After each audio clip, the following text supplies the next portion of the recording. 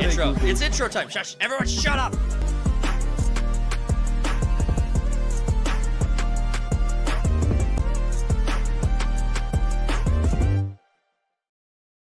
What's going on, main characters? Welcome back to Third Party Studios, which is the Third Party Podcast, and we have so much to get into today. It's going to be a full one.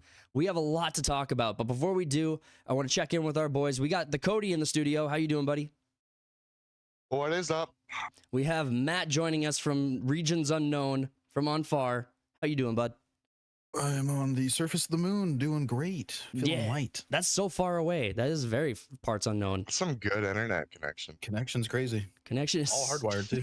It's hard. It's one Landline going up there. One fiber connection all the way up to the moon, just running far. But oh my gosh, guys! So we have so much to talk about. Elon Musk is pretty much at the center of everything gaming this week. Obviously, there's a lot that happened over the week regarding the new shows that came out. People are talking about Moana 2, the Moana sequel. People are talking about Gladiator 2, how that performed at the box office. But honestly, with everything going on with Obsidian, so Obsidian is being accused of illegal hiring practices and racism in their hiring practices. We have Project Red is being called out for their DEI involvement, and they're trying to gaslight people, saying that that's not the case. And we got so much to talk about with that. Elon Musk announces that he wants to develop a gaming studio with using XAI, and that's going to be insane.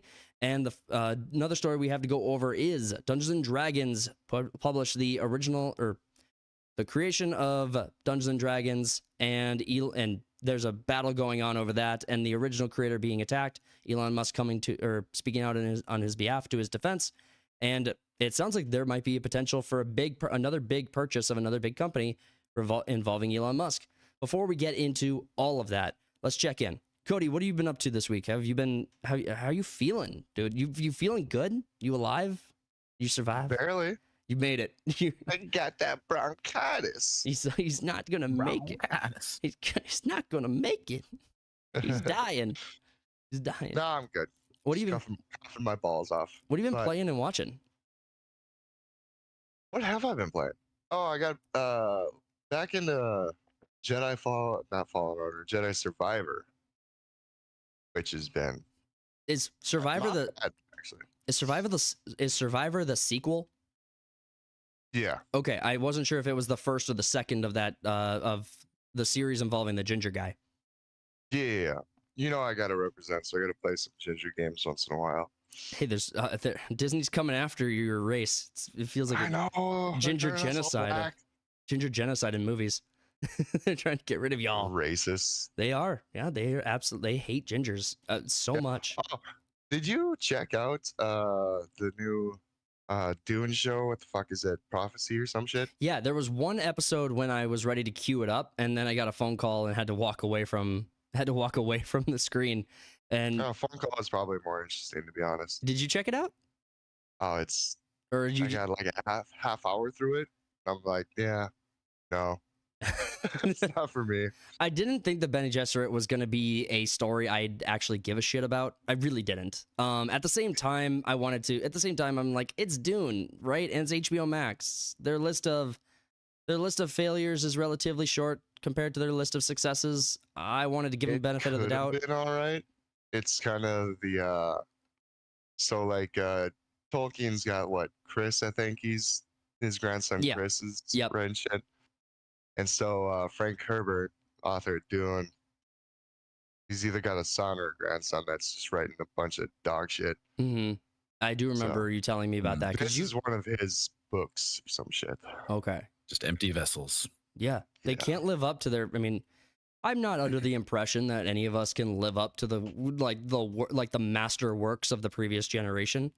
I don't know that anyone in the modern era has published anything that's quote unquote timeless, right?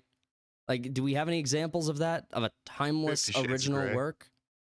That's Harry Potter's probably about Harry Potter is a really good example. I don't think Hunger Games will survive the test of time. I think they have like a cult following, but I don't think it's a time, and I might be wrong. They might, but I don't think they're timeless. But I was really surprised. What was the other? There was another project that came out. What was the other movie or show that came out? Wicked. Sorry, Wicked.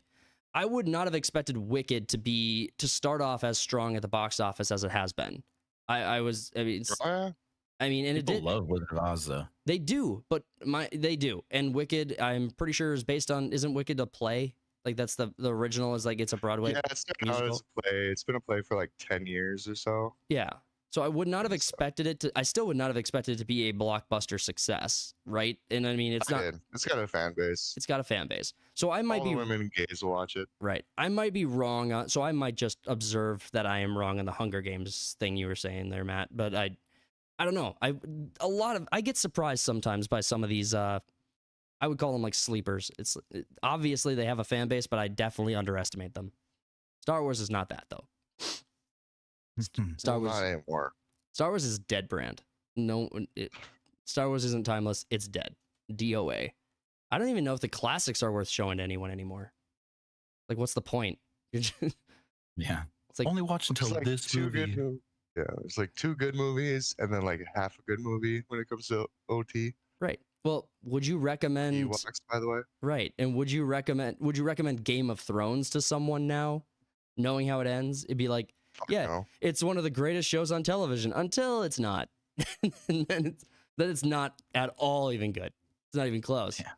So it's tricky. But okay, so you've been playing Survivor. Did you? I mean, it's just replaying the campaign, right? That Survivor doesn't have a multiplayer. I didn't think. No. But there's a lot to like explore and whatnot. When I originally finished the game, I was only like 60% of the way through. So I'm kind of going back and just collecting random bullshit. It's mostly just like a time waster right now. Right. Okay. Same with like getting back into Death Stranding, the walking simulator. Right. Yeah, you told me about that. That was one game that I was actually kind of hyped for when it was first being announced and trailers that were coming out for it and everything. It just looked so cool. Norman Reedus is the main character, and I'm just like, damn, I'm so into this. And then it was announced that it was going to be a PlayStation exclusive, and I was like, oh, I guess I'm not playing because I'm not spending $500 on a new console to play a $60 game. So it's like I'm not spending $600 for this experience. And I mean, the last console I bought was the Xbox One X. So I didn't even buy any of the Series games or Series consoles. I got off that bandwagon quick. That came out in like 2014. Yeah, I know, and I stopped playing. I stopped playing on console. Like, first off, everything that came out after the Xbox One X was future-proofed, so it really was resilient when a lot of newer games were coming out. You could still play them on that console. They might not have performed as well, but if I was playing a multiplayer game, it was really just going to be Call of Duty. I wasn't playing a lot of maybe For Honor, and everyone remembers the original issues that came out with For Honor. But it was, yeah. So player-to-player hosting. It was player-to-player hosting. Someone just rage quits out the game, and like 7 people just have to go back into the lobby for 30 minutes trying to find another one.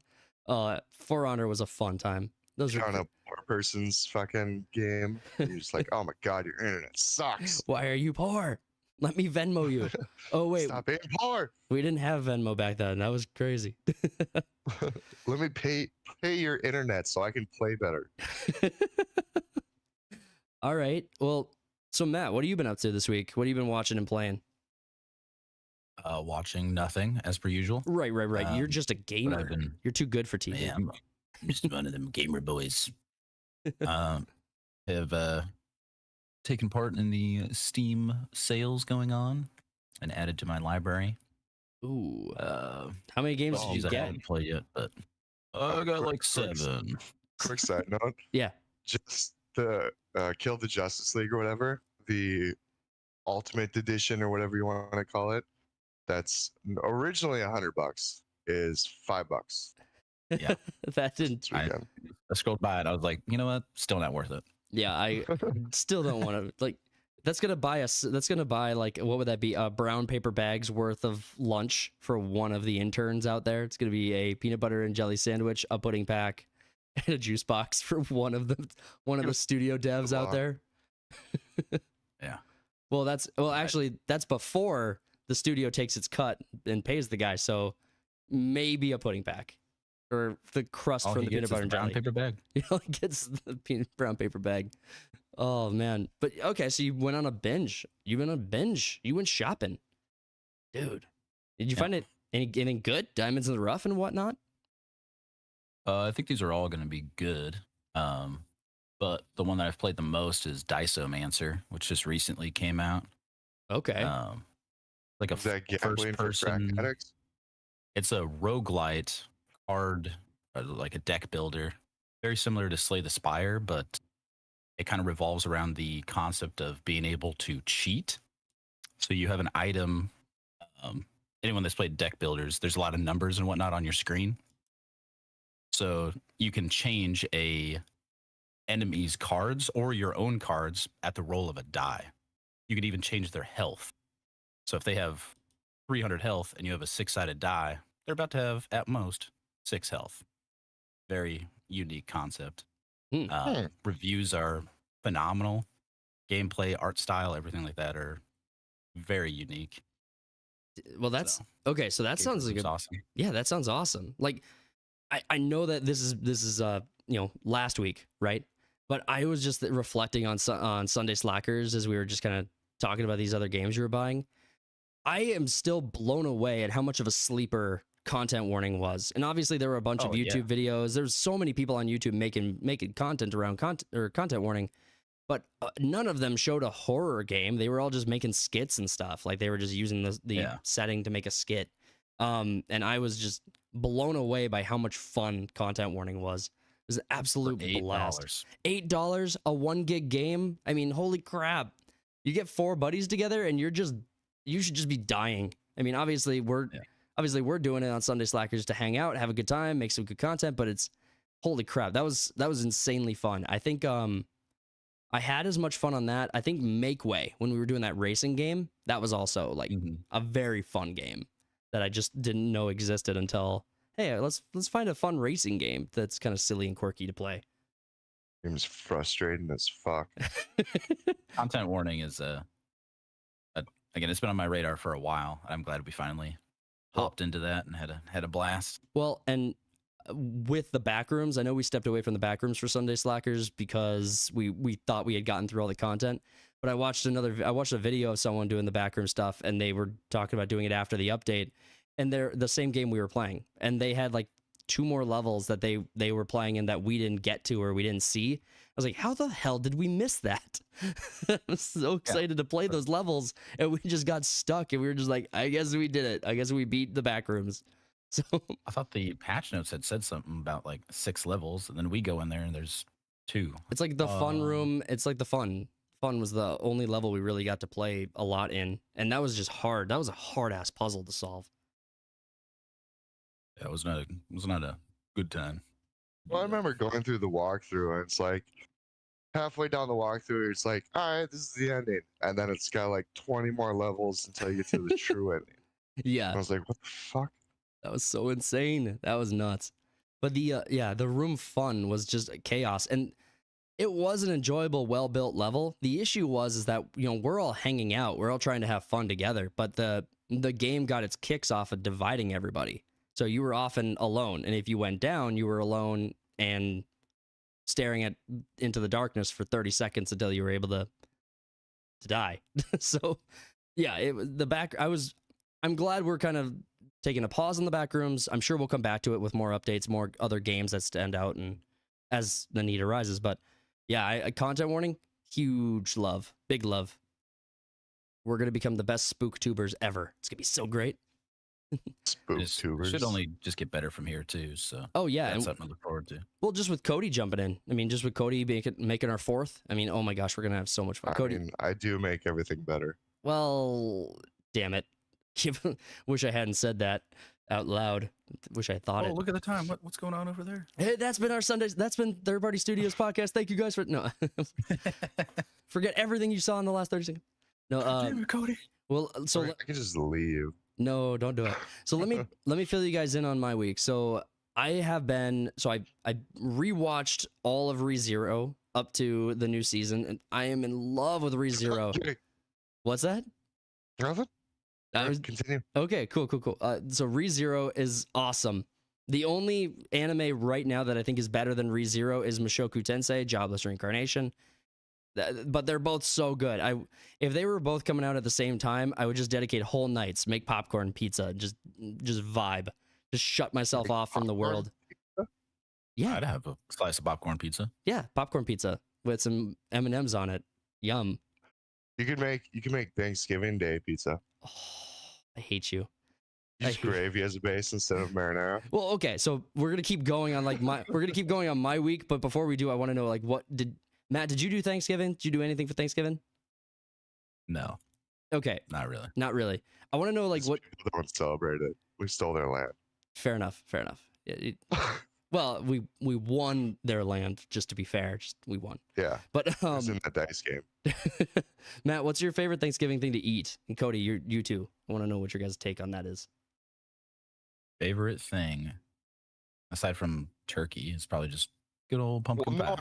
No one's favorite thing is turkey.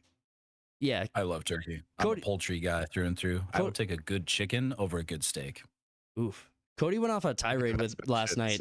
Cody went off on a tirade with me last night about how turkey is like the worst meat, and I tried to come up with an alternative like worst meat to turkey, and he shot down every single one of them. I was like, I guess maybe squirrel stew before just turkey, just bland ass turkey. I don't know what turkey you've been having, but mine is never bland.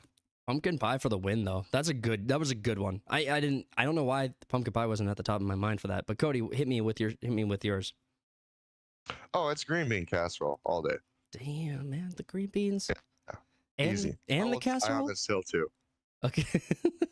Beans, greens, potatoes. Beans. It's the bestest thing to ever have been invented. All right, so like for me, it's just the Stouffer's stuffing, just the classic stuffing. No extra additives. It's perfect as it is. Mix that up. Put some gravy on that. Mix that up. Mix that up even amounts with with good mashed potatoes with some garlic butter.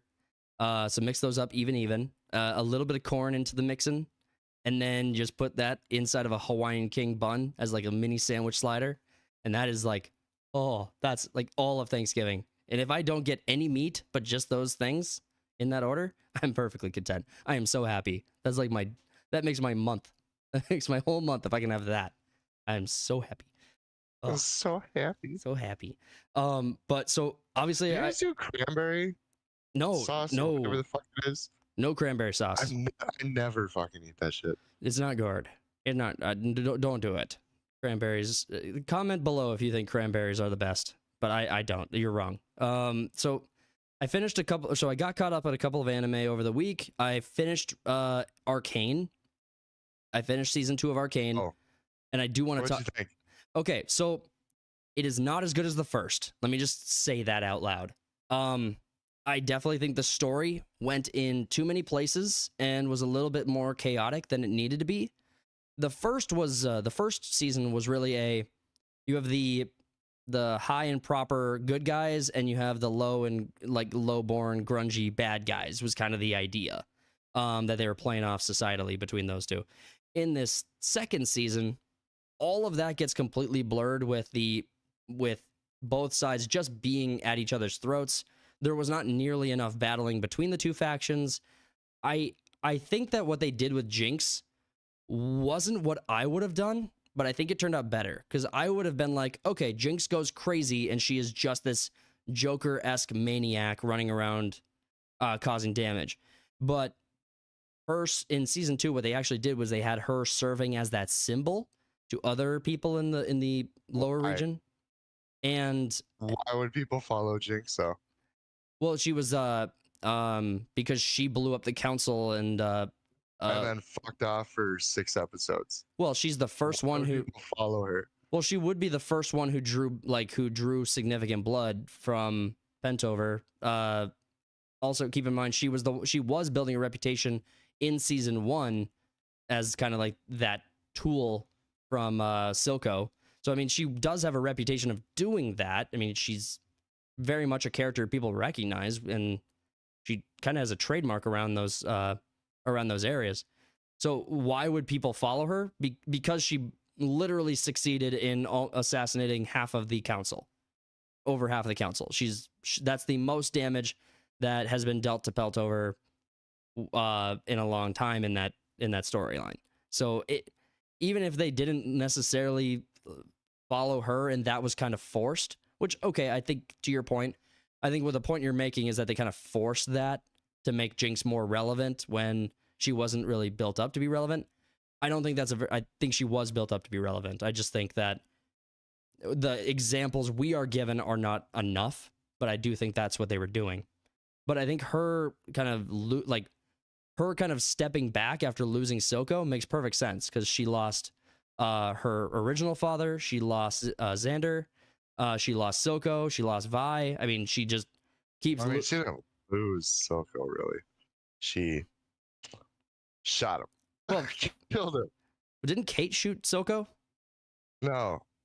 Jinx killed Silco, and then because she went insane. Lieutenant chick never fucking learns that. Right. You're right. They're just besties throughout this season. Right. You're correct. I was misremembering the back end of it, but at the same time, it's always because of her. I mean, even a stronger point because she's always losing characters by her own mistakes. So. No, she's a strong character in the first season. Second season's like, oh, let's make her a hero.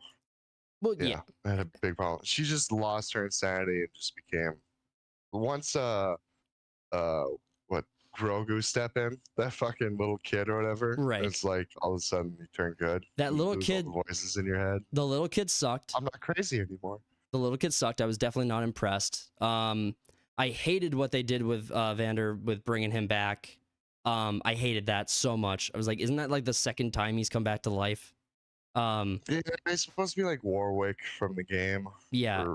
Was it Warwick? I don't remember. But all the same, he like bringing him back was bad. It was bad storytelling. It was really just unnecessary. You probably could have come up with you probably could have kept going for the Jinx versus Vi for like another 3 episodes. It was definitely rushed. Yes. Yeah, it was definitely rushed. I think the character assassinated like almost every character in the show. The only one that like you could have just like had going on this clear path would have been Kate. She just becomes a warmonger, but they take that away too. They have it for like 1 episode. I like Echo and Heimerdinger.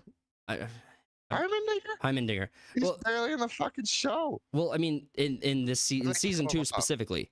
In season 2 specifically, and there's one point I want to point to on that. It's Heimerdinger actually has this like his music video.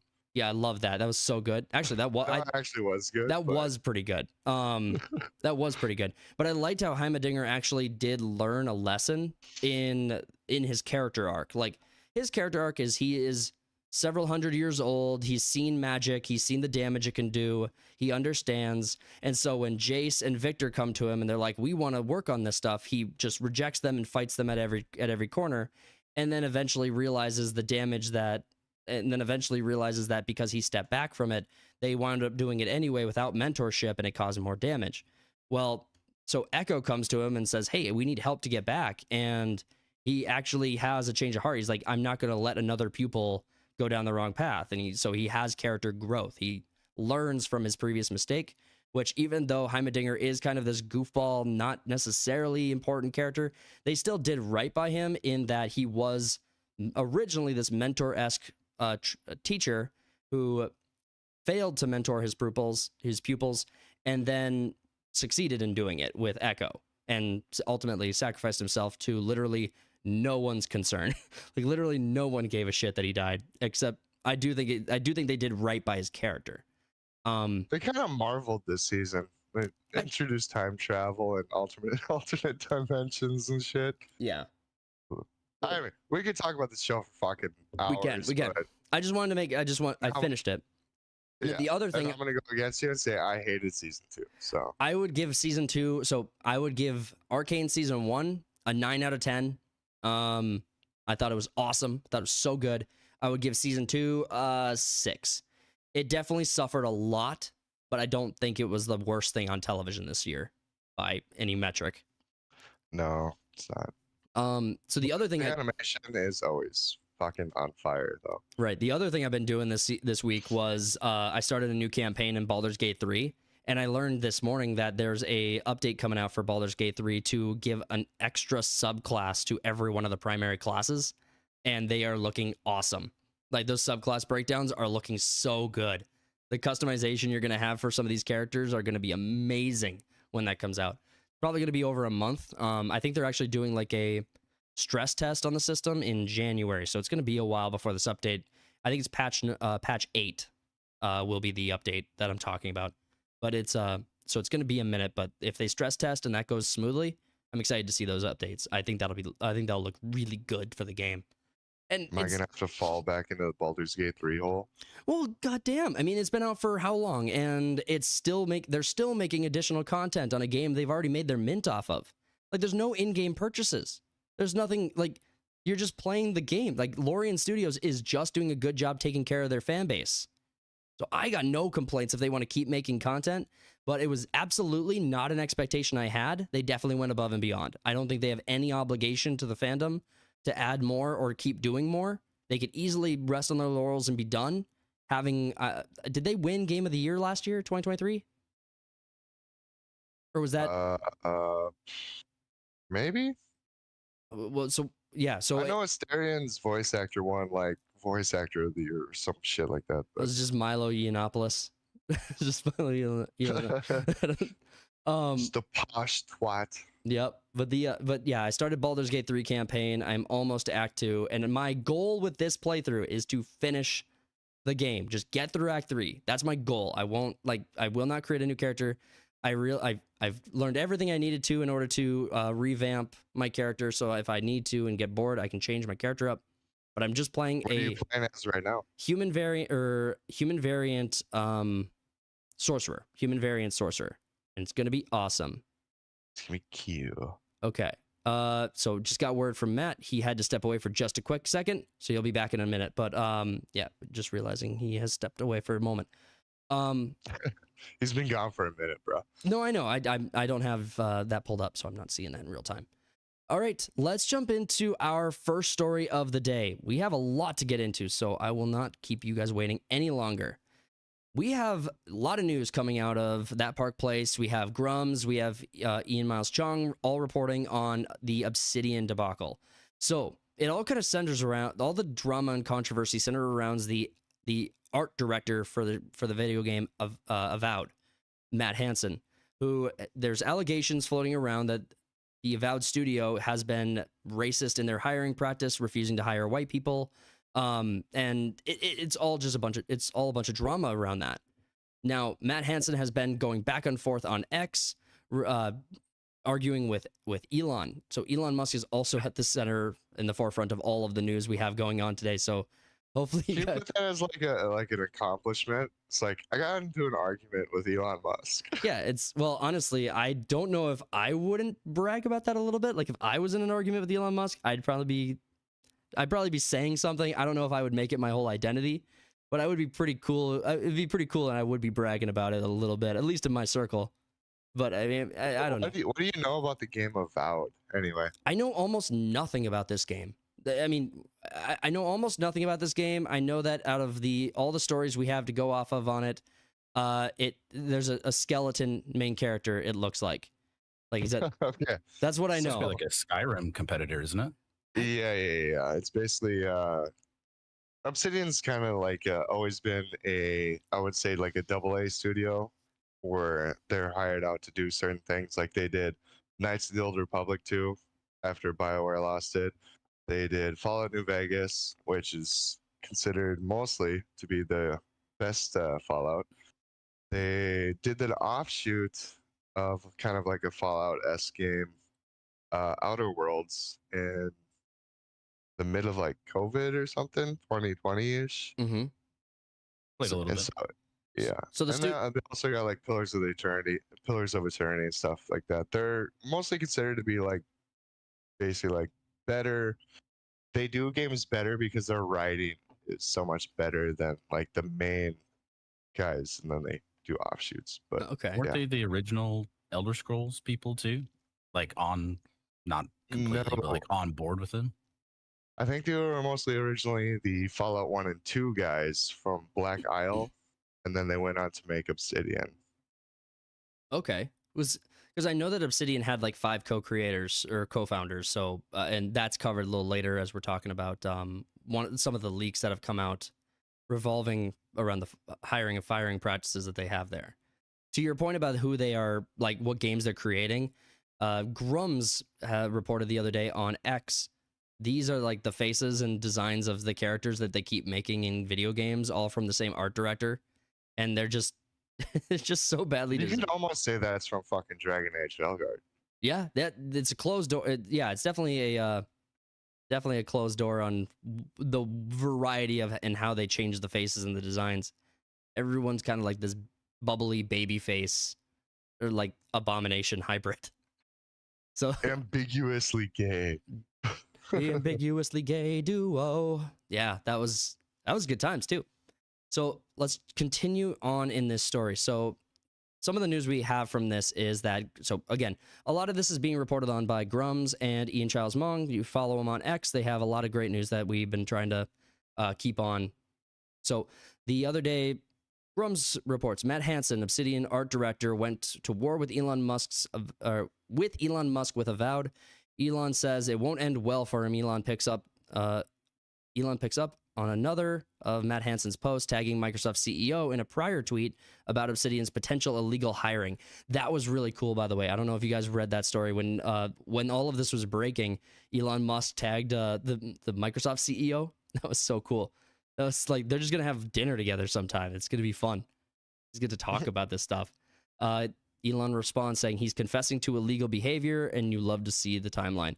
So just to confirm, Elon's response, he's confessing to illegal behavior, and the original tweet was Elon Musk saying it should not be acceptable for any company in the gaming industry to be racist or sexist against white guys. And then Matt Hansen responds to him, "Oh, Elon, you sweet summer child, this will only embolden me, you sad sack of shit." And I love that he threw that at the end. That's like the sweet summer child is enough of a burn. But you sad sack of shit, that just stings different, you know? Why are entertainment companies allergic to money? I just don't get it. It's the cure for AIDS, and they just don't want that. Do you remember the South Park episode where they were investigating the cure for AIDS, and they realized that the reason Magic Johnson never money? Yeah, Magic Johnson had a bunch of money, and he just blended up and just injected into his veins, and that cured AIDS. And so they flew over to Africa. It's like, guys, the cure for AIDS is just inject yourself with all of your money. And you have all these poor African people sitting there. That's why they got AIDS. Another side note, Obsidian also wrote South Park, The Stick of Truth. Did they really? Yeah. That's insane. That's your favorite one too, isn't it? That's the best one. Wait, I don't know. They're both great. What was Stick of Truth and Fractured Butthole. Fractured Butthole. Yeah, that was the other one that was really good too. Matt, you were about to say, I think you said something and I cut you off. No? Well, nothing. Okay. Yeah. So it's all right. We're just we're showing off the so going back to Grum's post, we're showing off the images here, but it also comes back to another post that Grums had where he was pointing to Avowed having this is Avowed. I just want to double check. Yeah. So Avowed gameplay. So Grums had done a review on, or someone had done a review on the game, and this game has the pronouns base inside of the character creation again. Grums says, "I'm drawing a line. I'm rejecting any game that has pronouns in it, and you grammar Nazis know what I mean. Stop being stupid." So Elon responds to that, "Having pronouns in a fantasy video game is utterly unacceptable." So it's crazy. Like, that's the crazy thing to me was, you know, you had Az, who was doing his review of, Cody, jump in here. What was the game Az was reviewing with with his viral Starfield? Thank you.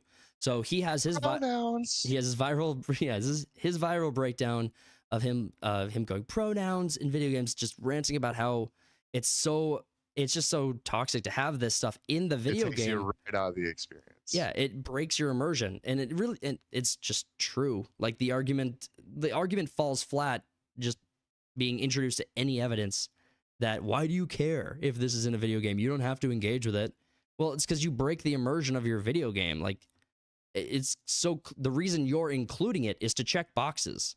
Like yeah, that's kind of my experience with like Veilguard. You know, you have that one Was she non-binary? I don't even know. I don't care. I thought she was just straight trans. I thought she was just straight trans. No, the one companion. No, she wasn't trans. The one companion that was like alphabet people.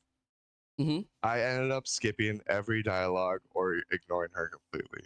Like the whole. Once you like introduce that stuff, it becomes their character. Right. They're not a person anymore. They're a alphabet person. They're they them. Only an alphabet person. Yeah. That's just true. Like that's a good way of actually looking at it, is that the game developers are setting up like these pre-designs inside the game. Like if you play as someone and assign your pronouns, you're just basically choosing a different default skin that they made for you. They're still putting you in a box. It's just to chime in a little bit there. Yeah, jump in. I'm gonna play devil's advocate. Yeah. And if it's just in the character creation, I'm fine with that. As long as the story is good. If there's any of the alphabet people in the game, just make their stories good. Like I have seen numerous situations where the writing is good. Just don't make that the entire story.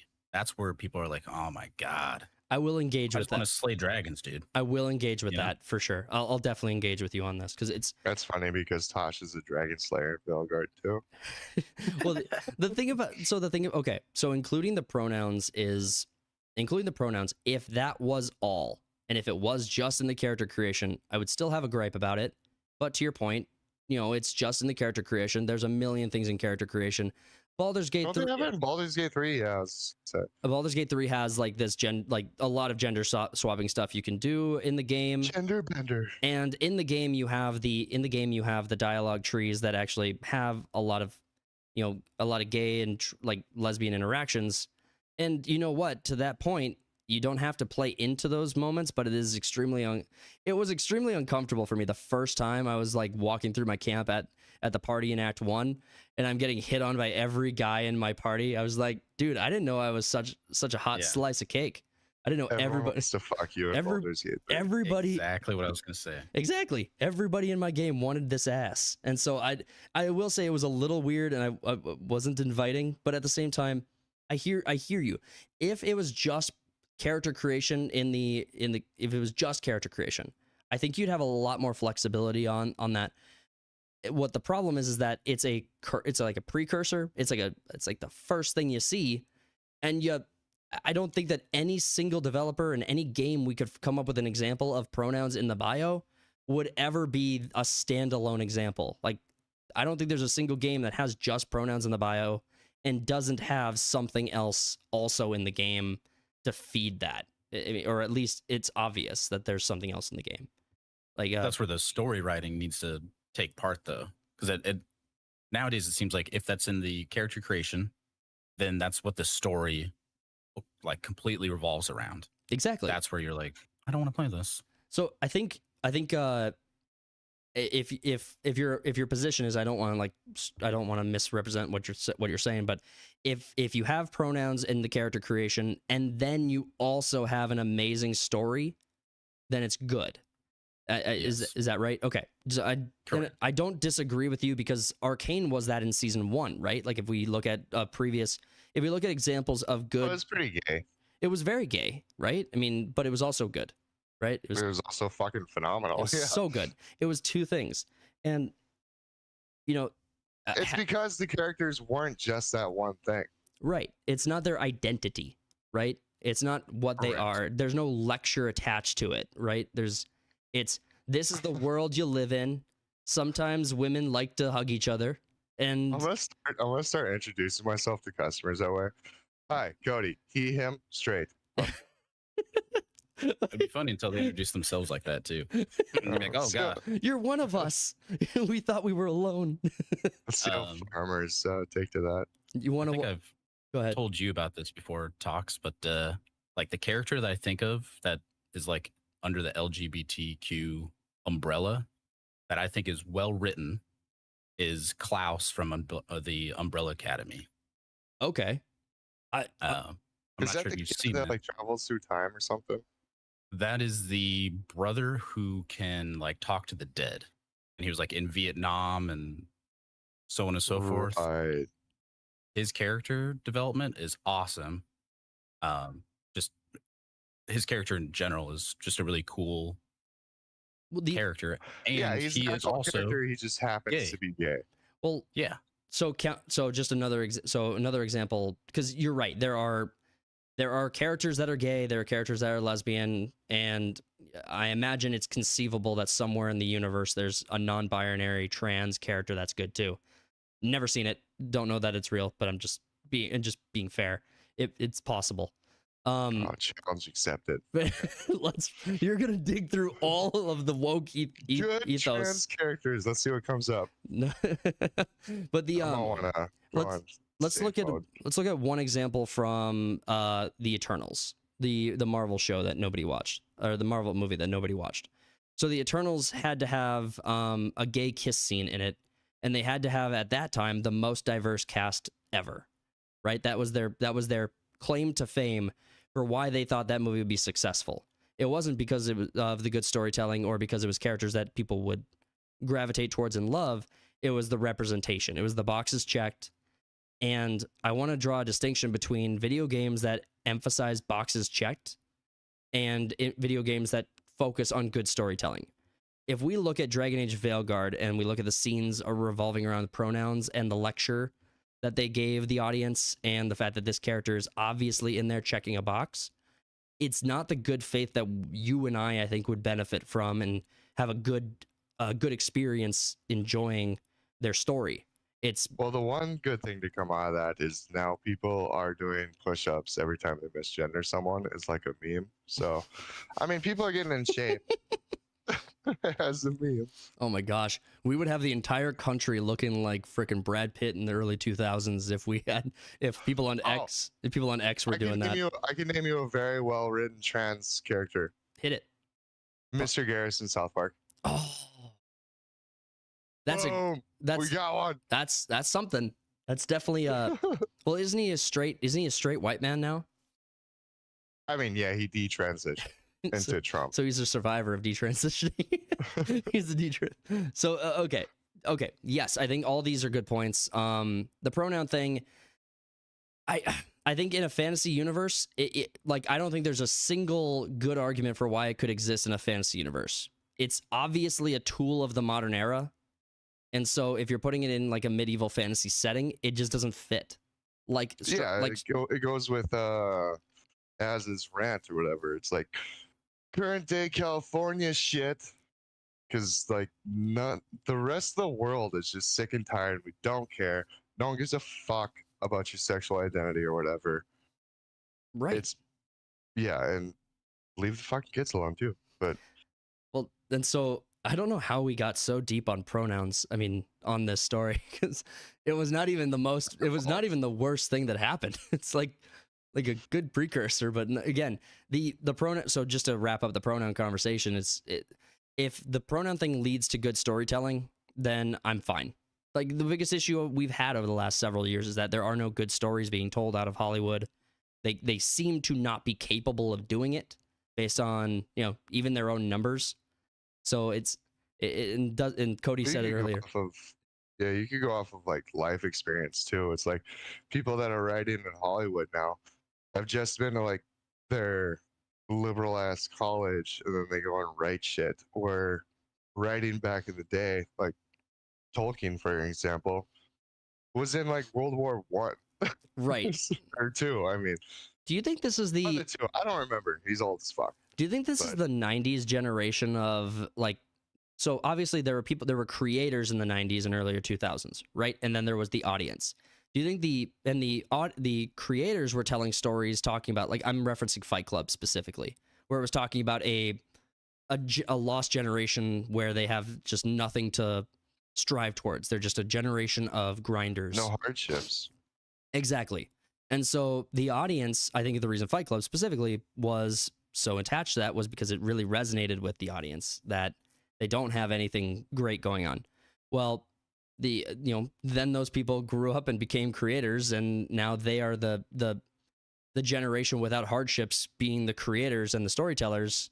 and they don't have any lived experiences that are actually character building or something that other people can attach themselves to and view as a good story, right? I mean, right. You remember those videos that were coming out about like my day at the office at Twitter HQ or some shit. yeah, And then it's just nothing but an adult daycare. That's who's writing shit these days. yeah.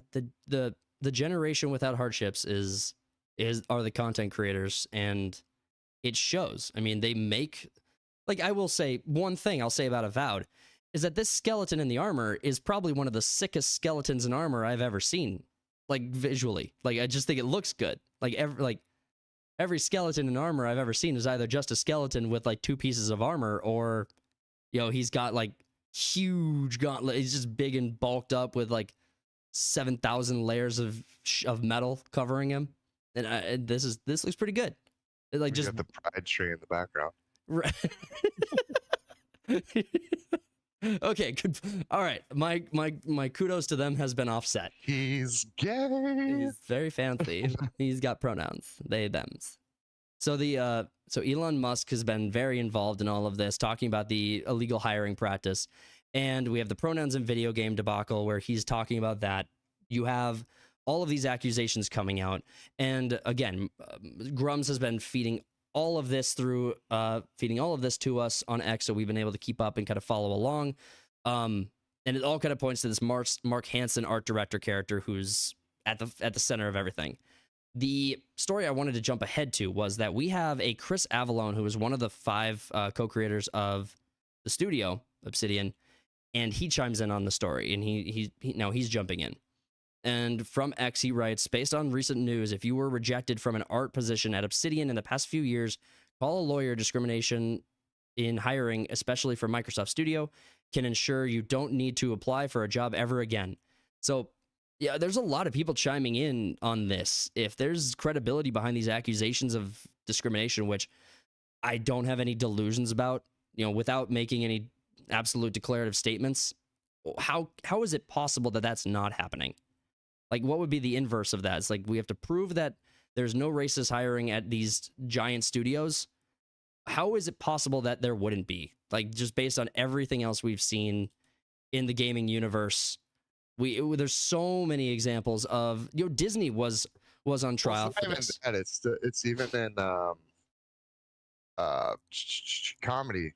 You got the fuck is his name? Tyler Fisher in comedy. He's been very vocal about not being hired for certain things and whatnot. His agent basically flat out told him, it's like, you're white.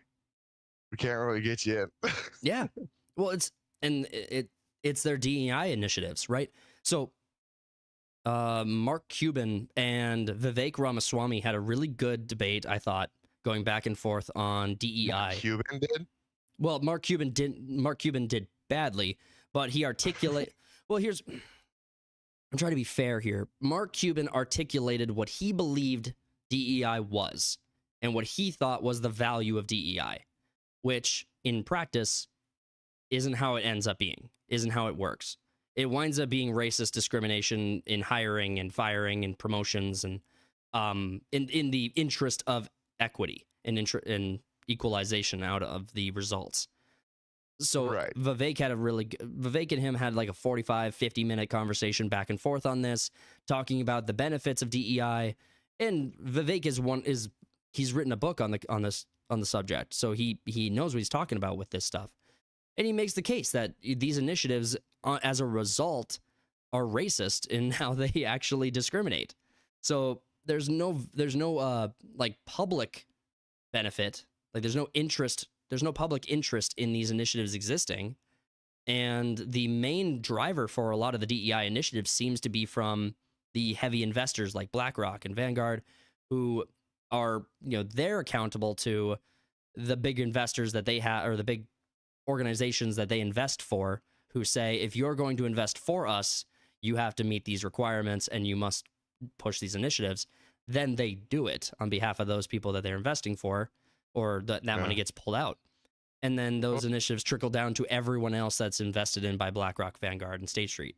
So Sorry, I don't know why I went on that. Felt the need to go on that diatribe, but BT dubs. I've been scrolling through trans characters this entire time. I don't recognize a single one of them. Well, they changed. There is V from Cyberpunk, but that's your own character, and you can do whatever the fuck you want with it. Right. And it's Other than Cyberpunk. that, Right. yeah. Chris Avalon follows up with his own comments. And it shouldn't cost you a cent to initiate legal action. The lawyers will know what the case is worth. They'll do the heavy lifting. This has nothing to do with my personal politics, but I believe strongly that hiring discrimination for any reason isn't something the industry should tolerate. I hope you agree.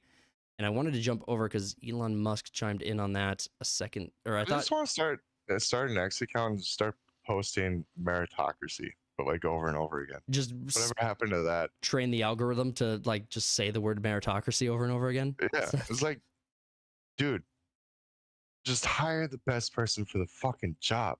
Yeah. How hard is that? Well, I don't give a fuck about your goddamn pronouns with skin color, whatever you are. Exactly. Are you good at what you do? Well, this is why we work. This is why Matt is on board, because he's the best at what he does. There's never been anyone else who's better than him at the game, you know? We have representation here. Yeah. Matt? Representation. Yeah. Matt represents a white guy.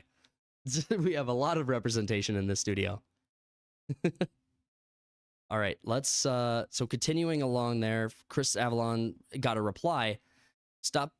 Please stop being stupid. A post on an individual account by a guy who isn't even in charge of hiring isn't grounds for legal action. Yes, what the guy's saying is stupid doesn't mean you have to be stupid too.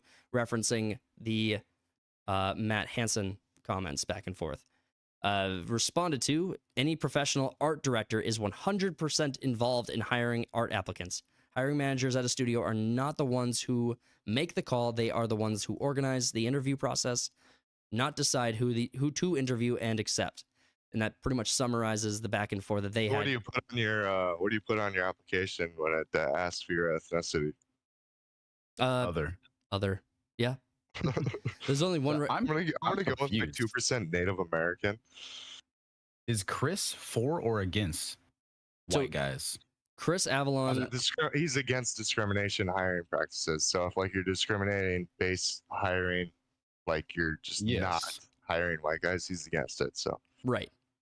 Okay, because I thought this was the guy that was like against the white dudes being hired, but then it's like everything that he's posting in here makes sense. So Matt Hansen is the guy who's been going back and forth with Elon Musk about discrimination. And actually, so this is one of the bigger posts that I think kind of got everything started.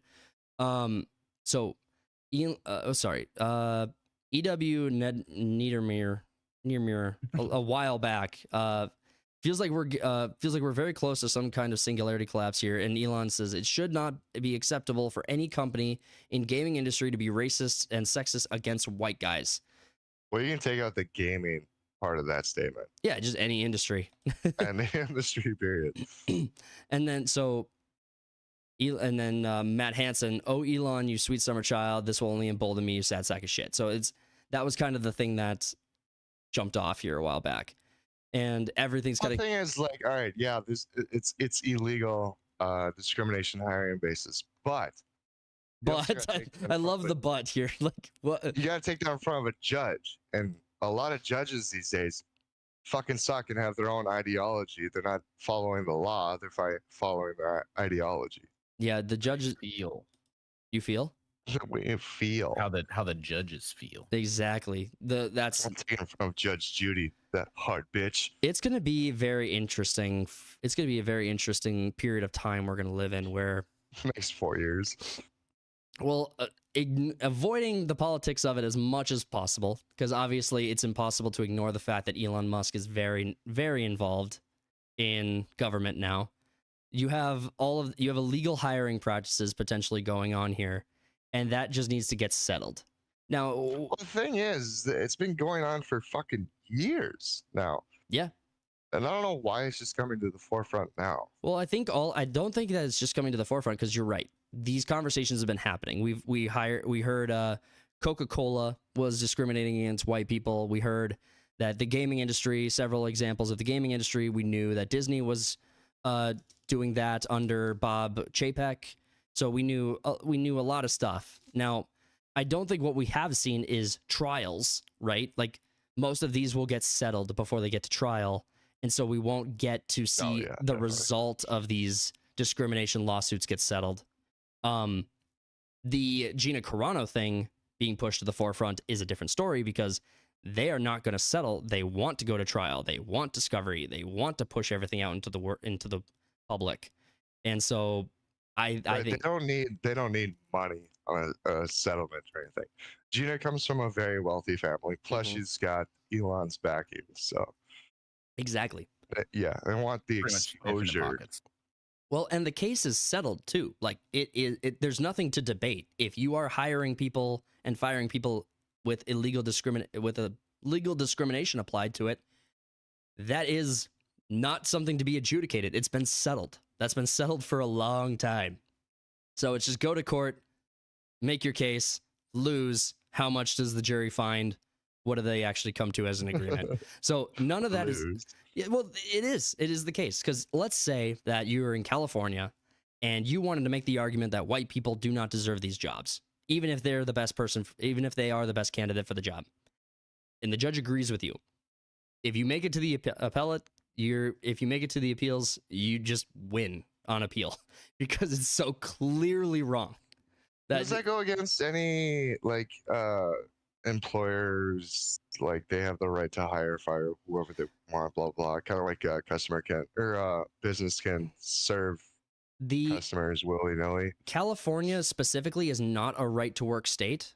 So it might in right to work states, but I don't think the right to work exemptions cover racial discrimination in hiring and firing. I think there's still that. I do believe that the entertainment industry has a carve out of that if you're trying to like represent specific characters and if you're trying to represent specific characters of color, such that you can't if you're trying to find a cast member for Little Orphan Annie and you decide you want to cast a character. Oh, she's black now, by the way. Exactly. So bad example. If you wanted to cast Barack Obama, you couldn't get sued for not hiring a white guy to do that. So that I think there are carve-outs in the entertainment industry. I don't know where those lines are. I don't know enough about those carve-outs. Side note, Chris Avellone left Obsidian in like 2018. Yeah. So he hasn't been part of Obsidian for a while. Right. And so yeah, some of these specific tweets are a little older, including some of the Elon Musk ones, but the case is actually coming to the forefront because of these recent allegations. So a lot of this is being re-adjudicated, I guess, in the current storytelling atmosphere. But all these fucking like legacy studios or studios that were viewed very high, regarded very highly, are not the same studios. It's the same name, but no one that like say from like BioWare in their heyday, no one still works there that made like the Mass Effect trilogy or anything. Right. Yeah, it's definitely not the same people. The old guard is gone. Yep, absolutely. All right. So yeah, they have the name BioWare, and it's like, yeah, you weren't the BioWare from fucking 2009. Right. Yeah. BioWare 2.0. Yeah, I mean, when a studio gets handed over, there's definitely like a lot that gets lost in the creative process because you have new creators coming in and I think that's true of any industry. You know, McDonald's when the McDonald's got a new CEO, Ronald's not working there anymore. What's that? Ronald's not working there anymore. Well, he's never been the CEO, I don't think. I don't know. I thought he was. But I think what was the story with McDonald's and Heinz ketchup? So McDonald's. Okay, there's something here. I think it was that the former CEO of Heinz ketchup comes over to McDonald's, and then the former CEO of Heinz ketchup goes over to Burger King as the new CEO, and McDonald's got super pissed at that because Heinz was their main supplier of ketchup forever. And now the CEO of one of the primary vendors that they use is now the CEO for one of their biggest competitors. So McDonald's revolts at that, and they create the brand Fancy Ketchup. Fancy brand ketchup is McDonald's product.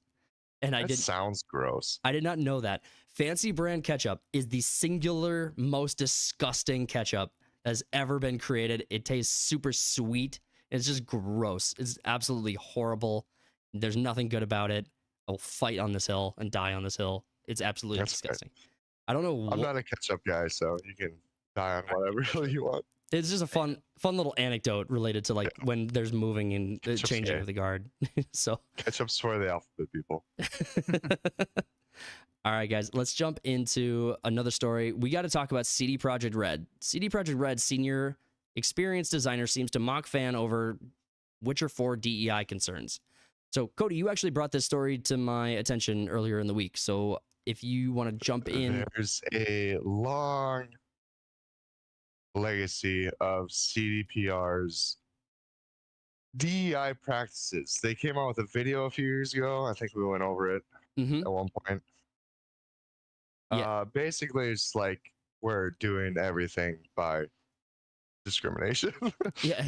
So and like the CEO or whatever was doing this video. It looked like he had a gun to his head when he was doing it. But, I remember that. Oh yeah. I remember this story. Yeah. Yep. Because it literally looked like there was a shadow cast in the background of the thing, and it literally looked like he had a gun to his head.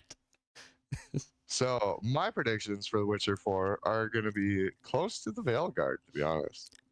I don't see any is possible. I don't see any reason to not assume that. I think that's a fair assumption. What the news revolves around is the Witcher 4 announcement, the full-scale production announcement that came out on IGN. Rainfall is a content creator who's on Twitter. She's or on X. She's verified on X. Her response to this was, "I'm not excited over it. The Witcher series is one of my favorite game series. CD Projekt Red is too deep in the DEI ESG bullshit." Max Osipversky, some Russian dude, just clown and laugh emoji. Which again, so that's Polish. Polish. Okay, fair enough. But that's not the. Wolfsky. So those two go back and forth. And Raven goes back saying, "Wow, that's very professional of you. You know I'm a customer, more than that, a fan of the Witcher series. You're a senior experience designer for CD Projekt Red. Are you sexist too? Telling a woman to shut up and calling her a clown?" Immediate allegations along with misinterpreting, just wow claps. So he's not even really responding to it. So, well, tell me what you meant by what you said then. So they're going back and forth on this. It's a fun little... Bro, is she trans? I'm not even sure. She's pro LGBTQ. So I've looked at, like, you're talking about Raven. She's pro LGB,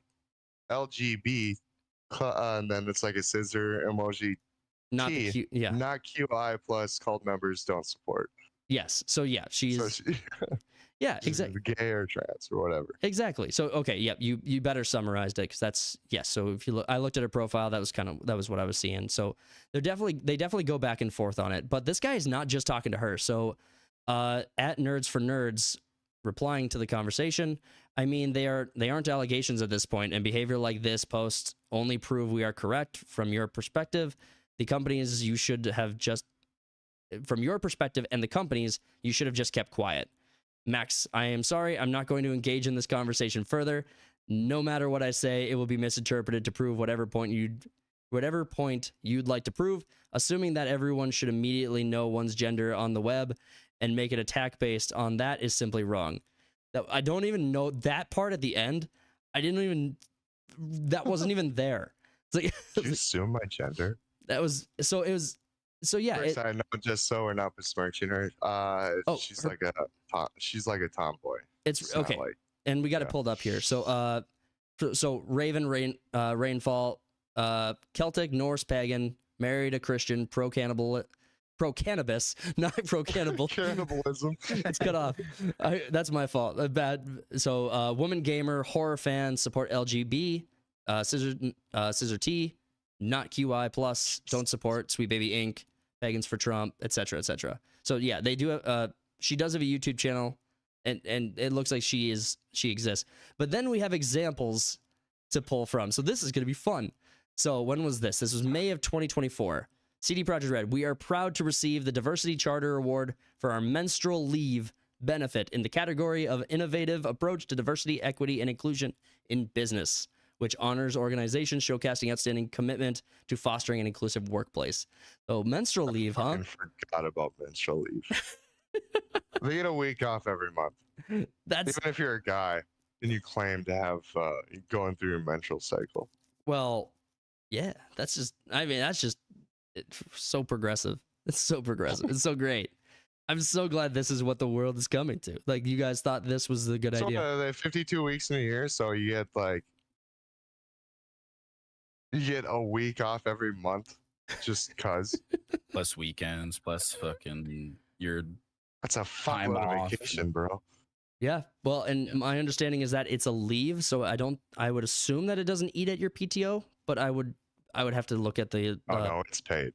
It's paid vacation, so it's not. I'm gonna try that Monday. Can I get? I'm having my period. Can I please take my vacation? So what's crazy is I guarantee they're like the dudes that work there, their productivity probably skyrockets during that week. Oh my god, dude. That's so well said. You guys are putting out 400%. Holy damn, you guys. There was that thing in Scandinavia. I don't remember which country it was, but all the women took like a day off or some shit just to protest. So it's like 43% of the population wasn't working. Mm-hmm. And some CEO of a company was like, yeah, dude, we've never been more productive in our entire lives. Well, and I think to Matt, like to what Matt was saying, it's like the women took time off, 400% productivity boost.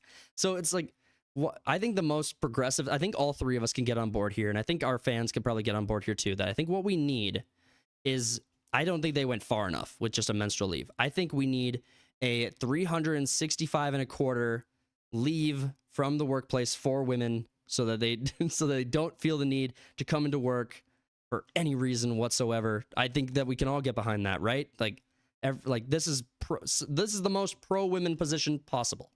I think I stand very strongly on that. Well, if I was your employer and you're taking a week off every month, you're gonna earn that 70 cents or whatever to the dollar a man makes. I love the gaslighters who are like, no, it was always 83 cents. And I'm just like, no, it was always more. You were always making more when you calculate in benefits and you calculate in time off. You stupid bitch. Fucking bash my head against the table anytime the gender pay gap is brought up. Oh man. So then going forward in here, Michael Nowalowski, are they just Russian? Or is it like they're Polish? Fine, if you say so. They are Polish. What's the freaking difference? There's like, aren't they like next to each other? How do you pronounce it? Nowakowski. Nowakowski. Okay, so they said on X, and they're from CD Project Red. So let me Nowalowski belittled a popular YouTuber before insisting CD Project Red hires based on merit and talent alone. So bullshit. Oh, I know. So seems we live in times where anyone can record complete nonsense and make a story out of it. CDPR, talent leaving. We have the lowest rotation of people in recent years. DEI-driven recruitment. We hire based on merit and talent alone, just as we make games driven by artistic vision alone. Why did we choose UE? What European? UE? Unreal Engine. Oh, Unreal Engine. Okay, sorry. Thank you. Because it enables us to work on our games more efficiently, and we remain cutting edge tech-wise. The Witcher 3 director left. Well, yeah, more than 2 years ago. Now can we stop looking for conspiracy theories, go back to making cool stuff? And The then Witcher 3 and then we go to their website. So that's almost a decade ago. Well, follow that up by going to their website. So let me zoom in here a little bit because I think on the stream that might be a little hard to read, but... Yes, it is. All right. Right. So to read this off, our diversity and inclusion, our purpose is to create revolutionary role-playing games with memorable stories that inspire gamers. We can only deliver on these goals and promises with an amazing, passionate team whose talent and professional skill reflect the breadth of experience in a world. A diverse and inclusive work environment boosts creativity and innovation, which is exactly what we need in order to push the limits of technology and storytelling. So, liar? Well, and if you're just listening, the background picture to that is Pride. Is a Pride parade. Yeah, so it's just a Pride parade in the background of that thing. Dudes sucking off dudes. Thank you for clarifying that, Cody. For the audio listeners out there, audio experiencers. Yes, that paragraph is well written, though. It's articulate. It's very well said. It's not AI generated. So we have a lot of fun at CD Projekt Red's expense because I don't like. Do they actually think they're getting away with what? Do they actually think they're getting away and tricking people like that? Well, it depends on their next game because they want like Witcher 3, 2015, and then CDP or Cyberpunk, which is what 2019, something like that. Yeah, I think it was pre-COVID, if I remember correctly. Pretty bangers.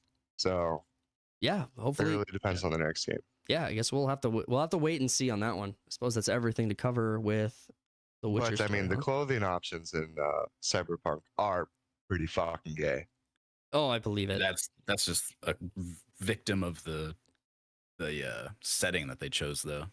Cyberpunk. I don't know. You can go like Blade Runner, Cyberpunk. Yeah, like the fact so they go 50 years into the future and trench coats don't exist anymore. It's like, yeah, everyone's wearing neon fucking hyper reflective fucking hot pink bulletproof jackets, short shorts. That's what the future holds. I don't want to live to see the future. I don't want to make speedo every day. Before we move on to the next topic, I just want to say what I was saying earlier with like inclusivity, but good story writing. I think CD Projekt Red so far has kind of held the mantle for me when it comes to that. The whole story doesn't revolve around that. They hire the best gays. Well, Cody, what's your take on that? Because I mean, if CD Projekt Red is the gold standard if CD Projekt Red is not the gold standard, but if CD Projekt Red is a standard of inclusivity, diversity, all the pronouns and the woke stuff in the video games, the DEI initiatives in the video games, then is this what there is any gold standard when it comes to DEI? But like, say you're like preaching all this like DEI bullshit and whatnot, but you still put out a game like Cyberpunk. Yeah, I mean it works, but I don't know. It's kind of like you take CDPR as on one side of the spectrum when it comes to like their DEI, and it's like, all right, so you got some like gay shit in your game, but that's totally up to your choices in the game and how you play it and whatnot, whatever. And then you got new BioWare, I'm not going to call it BioWare, new BioWare, and their DEI, where it's just gay, throwing it in your face. Everything's written like you're talking to fifth graders and blah, blah, blah. So while CDPR still treats their gamers like adults. Well, so Cody, the question I want to ask you based on that, based on the back and forth, the question I want to ask you is based on your gaming experience with CD Projekt Red. Are you in the same boat where, like, do you believe that CD Projekt Red's DEI initiatives, the stuff they've included in their games, do you believe that that's improving the game? Like I said earlier, we have to wait till the next game because all this DEI shit didn't happen till after Cyberpunk dropped. So fair point. I think there was still game sense. I understood that there was still some in Cyberpunk, but fair enough. I will. Yeah, I mean, it's fucking years 2077. It's nothing but like sex, drugs, and fucking. It's the setting itself kind of placates to the more debaucherous side of humanity. Okay, that tracks. Then I just actually throwing this out there as a caveat. I did not actually play Cyberpunk 2077, but I did watch the Edge Runners show, and I thought it was awesome. I thought Edge Runners shit. I thought it was so good. I thought it was awesome. You didn't like it? No, I said it is the shit. Oh, okay, sorry, I misheard. It's not shit. It's the shit. Edge Runners is really good. It was really, really good.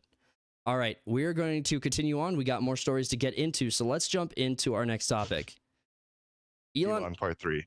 Elon part 3. So Elon's involved. Elon's this last week with Elon Musk. He's been in almost every story revolving around gaming, and I think this is maybe why he's engaging with the topic so vigorously.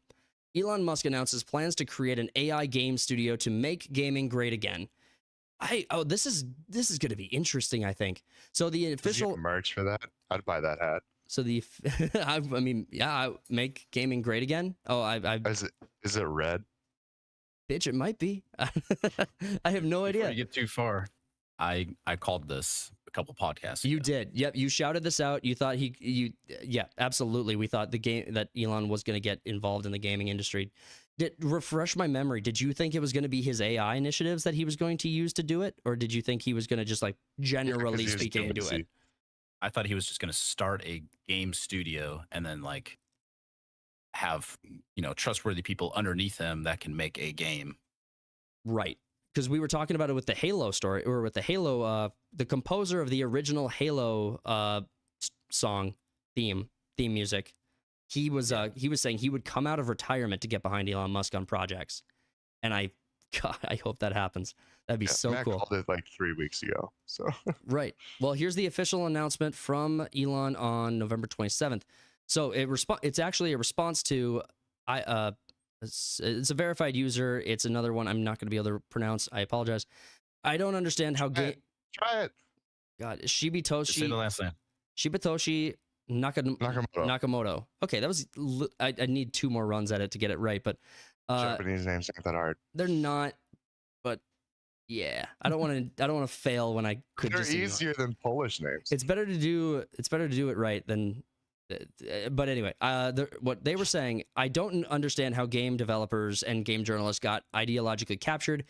Gamers have always been trolls, anti-greedy corporations, anti-BS. Gamers have always rejected dumb, manipulated bullshit and could tell when someone is an outsider poser.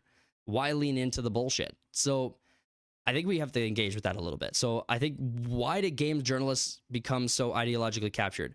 That goes back to like pre-Gamergate that goes back to pre-Gamergate. That goes back to Kotaku. Journalism in general. Yeah, journalism in general got ideologically captured.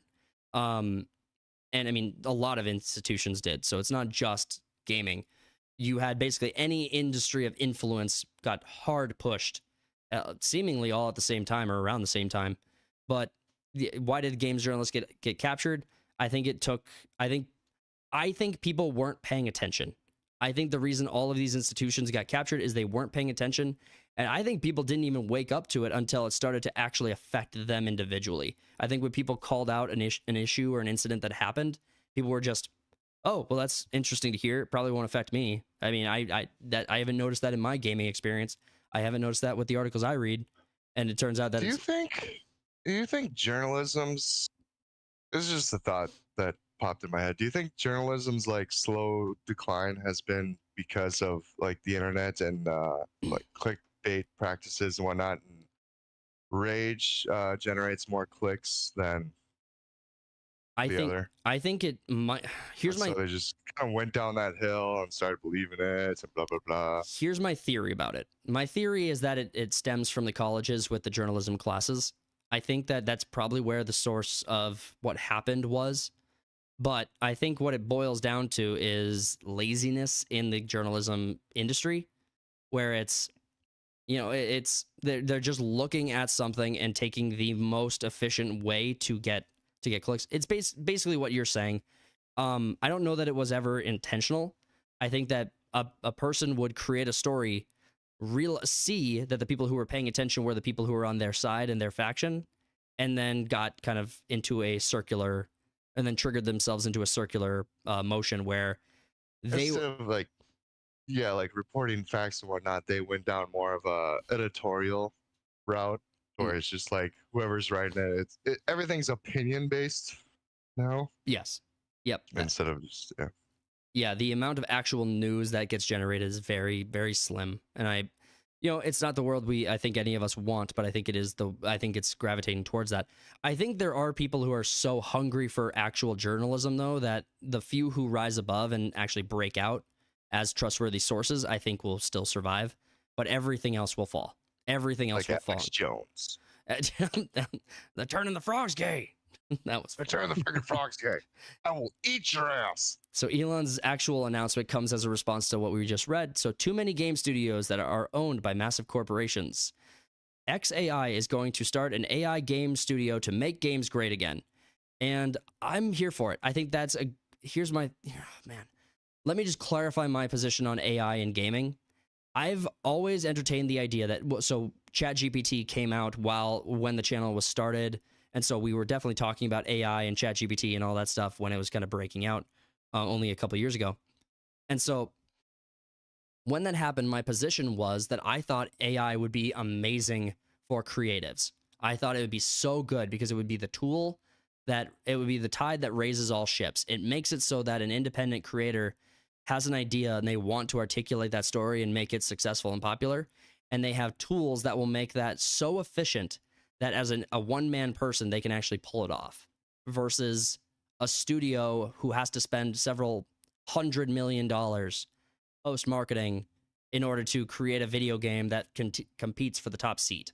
So I think an AI game studio, if they can figure out how to use the AI properly to develop games, because every other engine I've experimented with and played with absolutely sucks at understanding what you're trying to tell it to do. So, I mean, pretty much any artistic tool that isn't incredibly cumbersome almost never understands what you're trying to build. And so with AI, it's still young enough that it's not better. And so I think it'll take another second or two before AI understands what the developer wants it to do. What's that? It's still just a tool. Yeah. Yeah. When I was using ChatGPT originally, I kind of likened it to like a powerful search engine because it was actually like more of I was using it more of like an Ask Jeeves. I was like trying to understand what the limitations of the tool were. And in the early stages, it was very, very limited. It was very limited. It would fail all the time. And so I was like, this is just a powerful search engine that gets it right sometimes, but often doesn't understand what you're trying to tell it to do. Fast forward a year, and now we have six or seven famous AI search tools, and it's AI art generators and all these different AI song generators are fun to use. So we're definitely broadening what AI can definitely do. And I'm just curious. At first I had I was leaning more towards the idea that, yeah, AI will help independent creators. And now I'm still thinking that that's the case, but now it's seeming more like you will have to become a professional at manipulating AI in order for AI to do what you want it to do. And so, but the limitations on AI are going away quickly. The limitations are fading fast. So I'm curious to know what your guys' take on AI in gaming would be. Like, what do you think he would do with it? What do you think it could do? I mean, do you think it's good or bad? Like, I think it's good. And you're still definitely going to need, like, if you view AI as the machine until it learns how to like be independent, you're still going to have a person that's qualified on working on the machine. Yeah. Because it's going to make mistakes. And then I've read numerous articles where, hey, can you make me a line of code to do this? It'll jack it up. It'll get really close, but you need someone to go in there and be like, okay, this is where it jacked up. Yep. Still a humongous time saver, but again, it's going to make mistakes. Yeah. I think with Elon and XAI specifically, because Elon wants to be at the forefront of AI, but what is he, a year and a half behind with Grok? You had ChatGPT, Copilot, now you have Copilot Plus. Microsoft is already integrating their AI tools into laptops and computers now. So I mean, X is still Grok and X are still behind the ball. But if he makes the first AI, if he's using the first AI in gaming and he's starting to teach AI how to create gaming and use it more efficiently for that tool, that would be kind of the leverage I think that would put him ahead. Because I mean, I'm not aware of any other industries that are using it to help them with AI. I mean, what could you really use the AI for? Maybe like generating dialogue. So I kind of get like this like you get like procedural generated worlds or whatever where nothing's really the same. Yeah. But otherwise there's still a lot of human component to it. Well, yes. Yeah. There needs to be for it to feel, if he makes two games and they're both under the same engine, how are they going to feel different? Mm-hmm. Especially if everything is AI voice generated, that would be lame because we'll pick up on that. If voice dialogue, it could go like to like text based games like in the fucking 90s and whatnot. You could almost like create a game to where it's like you're having almost like a full-blown conversation with an NPC to where you could just type something in and then they respond with an AI generated response. Yep. So like dialogue could be more whimsical and just Dynamic. do whatever dynamic that way. And if you have characters, let's say a fantasy universe, every NPC that you can communicate with or vocalize, like articulate to, is now able to communicate with your voice chat. Like your voice chat has a text to speak function that puts in the text as code into the game such that the AI can engage with it. And you give parameters to each character. Like your character can respond however the AI sees appropriate in a way that aligns with his characters. Like your character values are that you love your town, right? You have a pet chicken that's your favorite. You know this much. What could your character say if those were the parameters assigned to your NPC?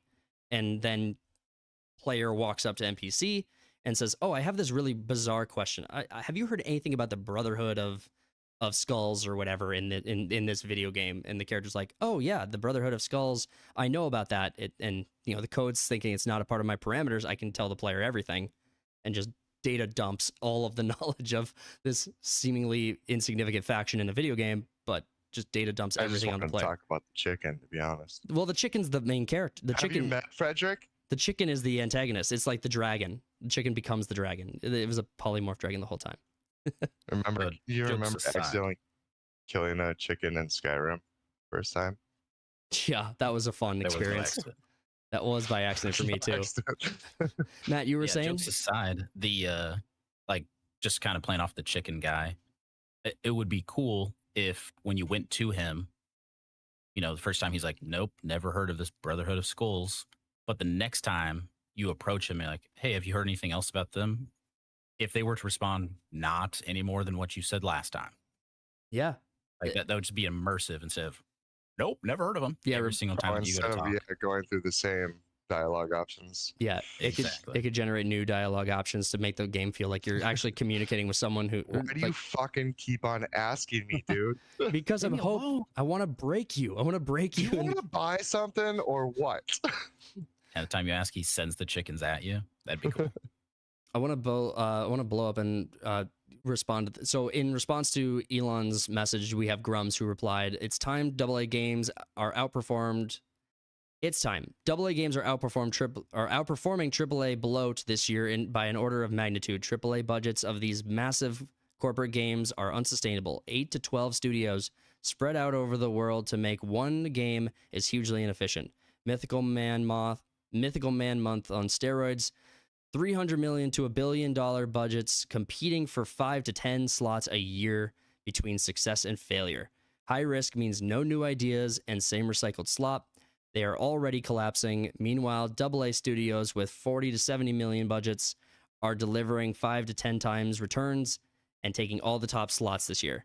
Well said. You point to the Dragon Ball Z Sparking Zero. You point to Wukong. You point to Space Marines 2. You got no shortage of AA games and like kind of from the background games that came ahead to just blow up the industry this year, which was really cool to see. Well, and apparently it takes AAA games like 7 years to make a fucking game. So, well, that's another thing. It's like, how have we been developing video games for 40, 50 years and yet it's 60 years and we still have no efficiency in the process? How have we not been able to make the process more efficient? Is it because the goalpost? I want to ask, I mean that legitimately. I want to actually get your guys' take on this. Is the reason, in your opinion, that we can't be more efficient in video games because the goalpost keeps moving further and further out as far as audience expectations? Like, is that a reason? No. I don't think people are taking a week off every month. I'm bleeding from my asshole. I had too much Chipotle. So yeah, because the menstrual leave that CD Projekt Red put out. Well, it's like a cultural thing. Like movies do it quicker because there's like a 3-year turnaround rate. Yeah. Big games is usually like 5 or so, and so they're always like 5 years behind the time. Like going back to fucking, I'm so sick of talking about this game, but Veilguard. Like fucking 7 to 10 years of development. They've switched off and on about what they want to do with the game so much. where it's like, all right, now we get the final product. It's like, that took you fucking 10 years to make. It's like, now more like 5 because we kept on changing our goddamn minds every 2 seconds. I can agree with that. Reason being is I feel like a lot of people think development is programming, animation, all of that. Whereas logically, the vast majority of all of that is going to be building the story and making it coherent, first off. Right. And that's going to be, I mean, look at what we're doing with the comic. Like, we haven't done any art. Nope. We haven't done anything aside from straight story. Granted, we're not working on that every single day. Right. Like these companies would be, but that would be mentally exhausting to do that every single day. And then you have to have your story sitting well with level design and whatnot. Going back, seeing what happened to this character. Oh, we forgot about them. We need to write them in. Well, and now all of this has changed. Well, and let's say visually, like let's say there's an issue visually, right? Like this scene doesn't play out in the game within the game's parameters in a way that we wanted, right? Like let's say it's something like that. So you have to go back, revisit, and do revisions and such too. So or force the issue to something else. You're right. There's so many changes inside of the game development that actually could be pointed to as well. I was just curious because every game, like game studios are like, audience wants so much and we can't meet their expectations anymore. And now we definitely can't do it within our budgets. I'm sitting here thinking, I was like, dude, Fall Guys was the like #1 game for like 6 months. It like cost nothing to make. It took no time at all. Like Among Us had the attention of every child on the planet for a year straight and still is very popular. Like fun. Flappy Bird is now an arcade game in any places that they still have arcades. And that game can be programmed in less than an hour. It's like you're not making a good case when the most successful games of a year can be developed in a week with good polishing, like with effort. So I was just curious what your guys' take on that was, if there was any legitimacy to the idea that audience expectations were the cause of these inflated costs and these moving goalposts. But according to Larian Studios developer in an interview with IGN, the total development budget for Baldur's Gate 3 was $50 million. Are you shitting me? And we got games coming out that cost $200 to $300 million. They're shit. Are you sure it's not 50? They blew them out of the water. Yeah, that's insane. I'd be curious. I think I'd be curious to see Wukong and Space Marines as well. I'd like to see their budgets. I'd be very curious to check that out. Development was $30 million for Baldur's Gate 3. And then you got marketing, distribution, right, okay, overheads, blah, blah, blah. But yeah, to develop the game cost $30 million. That's better. I mean, obviously the marketing can't be ignored. The marketing budgets can't be ignored. So realistically, we're talking 80 million, but no, it's 50 in total. Development was 30. I thought okay. Marketing, distribution was 10. Overheads and miscellaneous shit was another 10. Okay, gotcha. I thought they were added together. Okay, that makes sense. It's a team of 150 to 200 people. $30 million to create one of the best RPGs to come out fucking decades. Ever?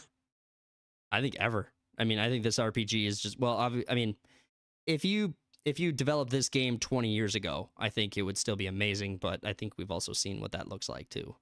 Like, let's see how much the Veilguard cost. Please look that up. We'll stay on this topic until we get that number, because I really want to know for sure what that is. But the game studio thing, I was just kind of always in awe with the fact that there was never an efficient way to develop. Like there's never a way that's just fast and simple. Enter in Epic and the Unreal Engine, and then I was thinking, oh, we finally made it. Where like anybody can become a game developer. The engine's going to be so efficient and help everybody save money on their development costs. And then it's just ended up being Unreal Engine ended up being the thing that killed almost every video game on launch, because they were trying to create so much visual effects that it was just bricking their games, just crashing everything. I was like, God damn it. I thought we were Unreal there. Engine? Well, the Unreal Engine is one, so it's is it Unity? Yeah, so Unity and Unreal. Unity and Unreal are two of the most prominent, two of the strongest development engines outside of like Blizzard probably uses their own internal engine that they probably keep behind closed doors for their stuff. I would assume the biggest studios all have their own engines that they've developed over decades. Kind of. Correct. Like Unreal is used by a lot of people. Yes. Frost Engine. Oh, the Frost Engine. It pisses me off because EA mandated that all their games use the Frost Engine after the success of Battlefield. So they're taking like a first-person Frost Engine and trying to use it for all their RPG shit, like BioWare and all that shit. Yeah. It just turned into But reportedly, Veilguard cost over $250 million. Oh my god. Development or everything? This is just kind of reportedly. There's no set. It's just there's no parameter. Out, okay, so. Got it. No parameters around that number. Got it. So $250 million. Holy shit. Compared to a $30 million Baldur's Gate 3. That's insane. But that's what I'm talking about. Oh my god. All that time off, man. It's all the cost that much? What the fuck are they doing? Are they sniffing coke all the time off their desks just to stay longer and work harder? It's the menstruation leaves. It's the menstruation leaves. God, those do add up. Those add up, man. But you should be more efficient when that happens. All right, let's continue. We got one more story to jump into, and this one is one I'm actually kind of excited to cover. So, reporting on it from Ian Miles Chong on X. RIP Dungeons & Dragons, Jason Tondreau, the project lead of D&D and senior designer at Hasbro's Wizards of the Coast, explains that the intended audience is woke, and Wizards of the Coast doesn't give a damn about what Elon Musk or any other grognard thinks. Wait. The intended audience is okay. Yes, and we do have. So they want the modern day audience, which doesn't exist. All right. Yes, well, and we have the actual image here, so we will pull that up and read directly from him. But just to summarize, one quote: "I just don't take those critiques seriously, even now. I consider those people not worth listening to, so I didn't anticipate their outrage." He's referring, of course, to Elon Musk's negative reaction to Wizards of the Coast dismissal of D&D creator Gary Gygax, whose creations, according to Tondreau, would never pass DEI and inclusivity review today because it was made by old white dudes, and that's totally problematic. Okay, so this all kind of comes from so I'll actually read his message because this goes back and forth, I think, on Instagram here. So Jason Tondreau is the guy who Ian is referring to. So Aaron David Lewis, early in the book's development, the marketing team asked me what sort of critiques we should expect and prepare for. And I and the editors agreed the problem was going to be from progressives and people from underrepresented groups who justly took offense at the language of the ODD. I didn't write the preface until late, and I wrote it to address these concerns. It never occurred to me I'd rose the ire of Gorgonauds. It's obviously now that I look back on it, and I just don't take those critiques seriously. Even now, I consider those people not worth listening to, so I didn't anticipate their outrage. So yeah, his letter was to address the progressives and the underrepresented groups. That was he lives in a bubble. Yeah. Well, that's what he's saying here, is that that was what his letter was for. So the book was already written, and then he had to put the message at the front. Then he had to basically put a note at the front of this. So this is the story or what's being talked about is the making of original Dungeons and Dragons, where it talks about Gary Gygax and the other co-creators of the Dungeons and Dragons universe and lore. There's obviously so much to go into with that, where when you're talking about just straight white dudes or old white dudes being the issue. Old white dudes, yeah. Well, keep in mind straight old white dudes. Yeah, straight bald old white dudes that are fat and chubby. No, I'm just not making fun of Gary Gygax, but keep in mind that like when Dungeons and Dragons was first coming into the world, it wasn't really popular. It wasn't mainstream for a long, long time. Dude, I'd say almost Stranger Things brought it into the mainstream. Yeah, I was about to say the same thing. Well, so Stranger Things brought it into the mainstream, and keep in mind, so there are so many different versions of the game now too. So we're currently in a reiteration of 5e. So I think we're in either I don't believe it's technically 6th edition, but I believe it's like a revision of 5e. So is the version of Dungeons and Dragons we're playing right now. Well, obviously that's many, many, many decades of revisions and reiterizations. All of this kind of points back to, do you guys, either of you, recall the story that broke a while back when they were talking about rewriting orcs and the race of orcs in the Dungeons and Dragons monster manual? Do either of you guys know? I was just about to bring this up, dude. Didn't they like make the orcs black? So here's how it went down. So people who could not distinguish between black people and orcs said that the language describing orcs in the book was problematic because it was so obviously referencing black people in their eyes. And the language specifically they were talking about was the words like savage and it was words like savage, and it's an older story now. It broke a while back, so I'm failing to remember exactly which words they were having a problem with. But the frustration built up, and eventually what they did rewrite orcs in the Monster Manual base edition. So if you have a Monster Manual before that revision, hold on to it. It's a collector's item now. Yeah, it's kind of the same people that were like the goblins in Harry Potter are Jews. It's just like, you guys are like conflating your own like prejudices and whatnot onto like fictional characters, towards like, as watching Harry Potter, did you ever think like when you saw the goblin, we were like, Jew? Dolby the house Jew. People trying to just make problems, man. Well, it's just searching for anything to just bitch about. Well, and first off, you're absolutely right. Well, but it's not that everything is racist. I'm making a declarative statement here. The people who complained about the description of orcs because they believed that was a description of black people are overt and absolute racists. You are an absolute you're racist. Showing your own hand there. Yeah, you're projecting. You believe that black people are like orcs, and so you needed to make sure that the language of orcs was soft enough that you wouldn't ever be called out on it.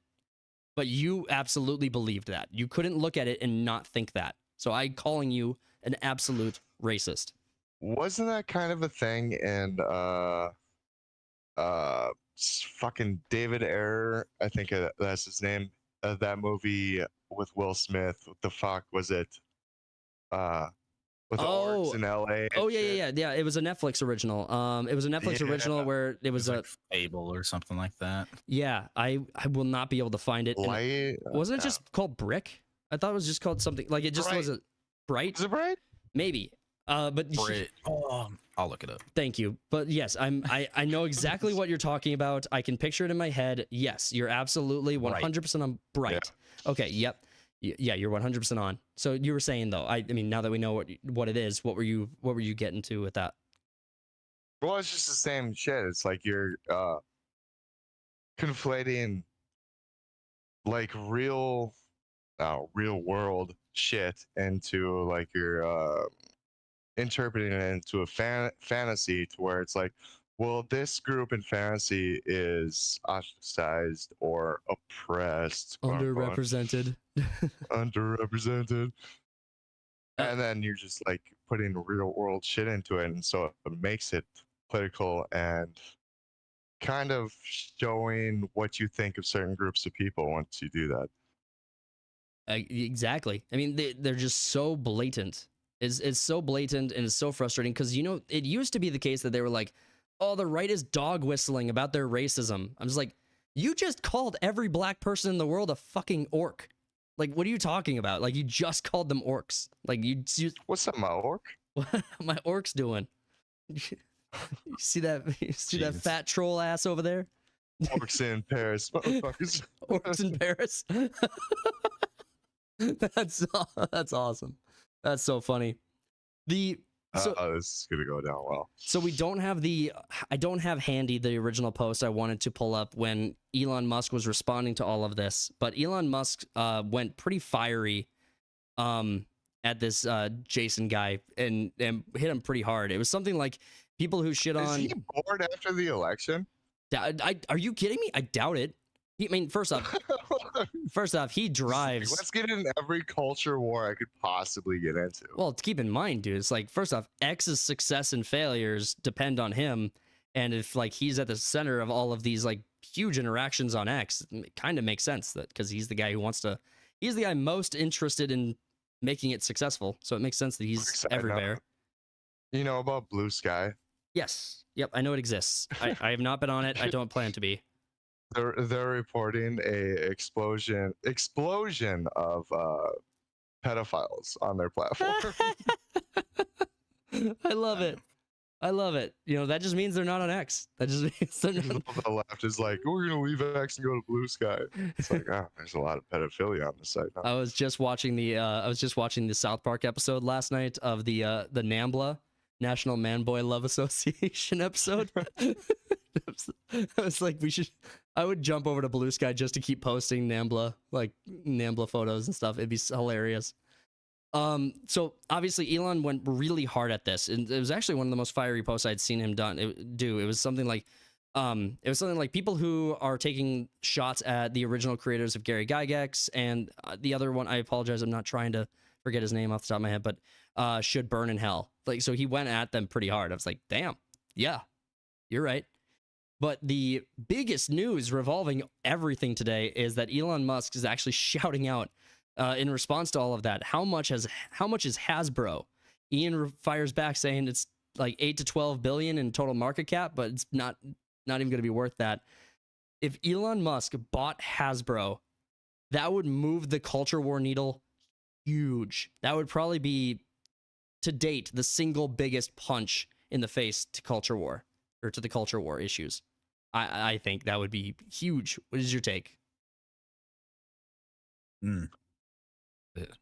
We were talking a little bit about it earlier, but just everything underneath the Hasbro umbrella is just crazy. Yeah, if he were to make that purchase. Well, and some people were responding after this, because I don't know that I've seen a lot of news on. So first off, Elon. So I want to try to get a timeline here. So a few weeks ago, we talked about Elon Musk responding to an audience member taking questions, and the audience member asked him about making video games and whether or not he'd be interested in that. He says, make video games great again, and then he goes off, and all of a sudden you start seeing all these articles pop about Elon Musk being a huge gamer, his love for how much he's liking Diablo 4, apparently he broke a record of some kind, and now all of a sudden we're reporting today that he's talking about doing XAI gaming and actually creating a gaming studio, so it's like an official announcement. Well, and now he's asking how much is Hasbro, and he's given a little bit of a number here, or at least a soft, quick answer number here. And I'm wondering, I was like, fast forward 4 weeks, is Elon Musk going to legit buy Hasbro? I'm like, is this going to actually happen?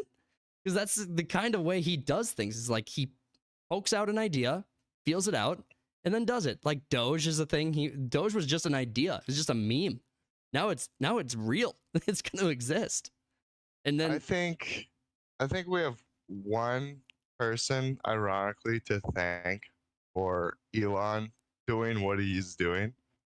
Yep, and I agree. That is his son that turned into a daughter, a raging leftist daughter. Yeah, I mean, because once that happened, he's like, I'm gonna kill the woke mind virus. And honestly, Hasbro is arguably one of the best places to start.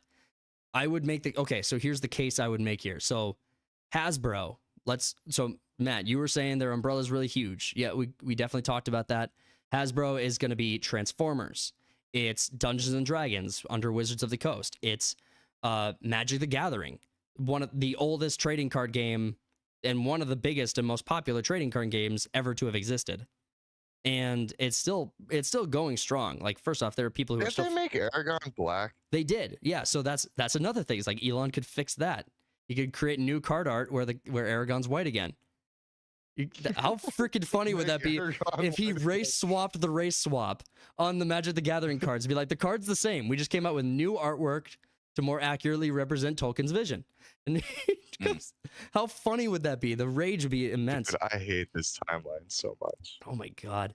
Well, here's the thing about Magic the Gathering, first and foremost. I mean, you have a lot of people who when they take over a company, they change things that probably don't need to be changed. Magic the Gathering is the most successful trading card game that I think has ever been created. Depending on what metric you're using, it's just gonna be the best.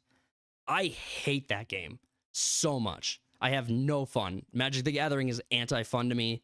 I can't stand it. I just hate it. But I don't want Elon to go in there and change any of the mechanics of anything he's playing with. If he does go in there, I'm like, can we create some decent Transformers projects? Can we create some... And Transformers 1, the most recent Transformer movie came out, was a good film. It just underperformed. But apparently the comic is pretty good now too. Yeah, so... people are praising the comic. Yeah, not everything in Hasbro needs to be fixed. But, you know, Wizards of the Coast is really the problem because Magic the Gathering falls under Wizards of the Coast, and so does Dungeons and Dragons. I mean... You don't need... I mean, first off, they really should fix the mechanics in the newer versions of Dungeons and Dragons. I don't know that that's Elon's purview. I'm not saying he shouldn't. I'm just saying, like, with everything else going on, don't put any of your processing power towards it. Like, but the things that need to be fixed are all of the woke mind virus stuff that's hidden within Hasbro, and that stuff needs to be rooted out and fixed. Yeah, and I think the same with a lot of companies. Well, and you know, the left has really dominated and taken over. Like Magic the Gathering is one of like a safe haven for leftists. Like, I mean, the right is a lot at fault here too, because they didn't really care about entertainment for the longest fucking time, and it's like they belittled gamers or like people into like anime. Matt Walsh still does that. Comics, whatnot. Yeah, they did that for years, and now they're finally getting their heads out of their asses and just being like, "Oh, apparently culture fucking matters." Yeah, it took them way too long. You're right, but it took them 20 years too long. Well, and so first off, I don't really want to shake the Magic the Gathering tree. I want to get in there. I want the Tolkien related stuff to be fixed. The Dungeons and Dragons stuff is like Dungeons and Dragon is a home game. Right? Like you play it at home. Like if you want to surround yourself with a bunch of leftists and you want to be that one cringy weird guy who like talks about like sex and talks in a weird waifu voice and like just role plays like that, like okay, it's never going to be my game, but whatever, knock yourself out. No, it is that, like, there's horror stories that are that bad, and I mean I've played with some people who have been affected by that stuff. It's never been that bad, but I've seen it firsthand for the games I run. But Dungeons and Dragons is one of the games where it's like, look, just take the messaging out, polish the mechanics up a little bit, but there's not a lot to fix with Hasbro. I wouldn't make the case. It's like this one guy over there who's being a dick and a douchebag and like shitting on Gary Gygax. Yeah, he shouldn't be responsible for anything touching Dungeons and Dragons as an IP. But at the same time, it's like the actual like end customer experience is pretty balanced in the result. As far as like D&D is still very male dominated, but there's a much wider bracket of like more female involvement. It's definitely got a lot more popularity. And that D&D also has like the most, like, you can do whatever the fuck you want with that game. It has some of the most what's the word for it? Homebrew, yeah, like soft rules. You can do whatever. I mean, the DM is the one that makes the scenario that you're in, so you can take from basically whatever. Well, and that's actually another make a story for you guys to travel through. Go ahead, Matt. You were saying, what did you say, Matt? I didn't catch it. They just have the different editions. So like, it's kind of like what happened with Battlefield. Battlefield 2042 came out. All the people that are playing 4 were like, "Oh, let's try this." Sucks. They went back to 4. Yeah. With 5e, people, if a 6 edition or whatever comes out, they might try it. But then if they don't like it, their wallets are gonna talk. Yeah. And the people up in Hasbro would be like, "Oh, this didn't perform very well." Well, they'll point fingers, but it's ultimately their fault. And that's exactly what happened with 4. Well, that's exactly what happened with 4th edition. So 3.5 was commonly liked. And I don't want to speak too matter of factly on that because I didn't play 3.5. I'm just hearing testimony. But my understanding was that 3.5 was actually very, very popular and very liked in 4th edition. really sent a lot of people back to 3.5, just like you were saying. The issue with Hasbro, I guess, on that front was Hasbro made an attempt to create a new terms of service that basically made it that any published work, any work that you create as a result of homebrew is the property of Hasbro. So you cannot create homebrew that doesn't become Hasbro's property. So do they do 40K too?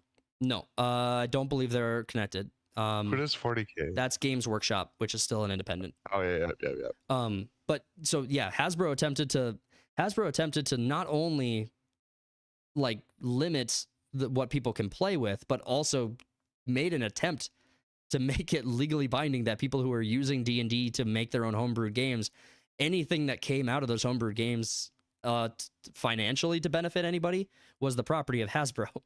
So that was so evil.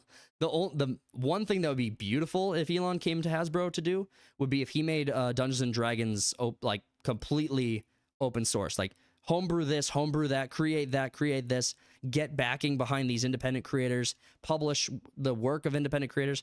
There's a whole website called the DMs Guild that has all of these amazing independent projects. There's hundreds and hundreds of independent projects that are like nearly full published books, or just a class rework, or just or just an addition of spells that someone homebrewed and created. A lot of them are free with the hope that people will donate to them, or some of them are published and actually cost money.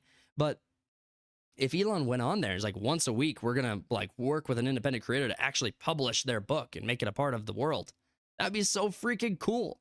Like if Elon Musk just came in there just to be friendlier to the existing D&D fandom, that'd be good. Because right now, Wizards of the Coast is very antagonistic towards them. Question with like whatever homebrew, they owe to Hasbro.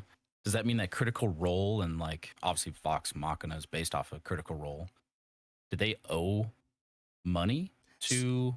So the actual update to the terms of service never went through. The backlash was so deafening. Like it was actually going to result in a lot of legal issues for Hasbro, and I don't know that it would have been enforceable because I'm trying to think of a good example of this, but let's say you are. I have an example. Oh yeah, fire away then. Yeah, go ahead.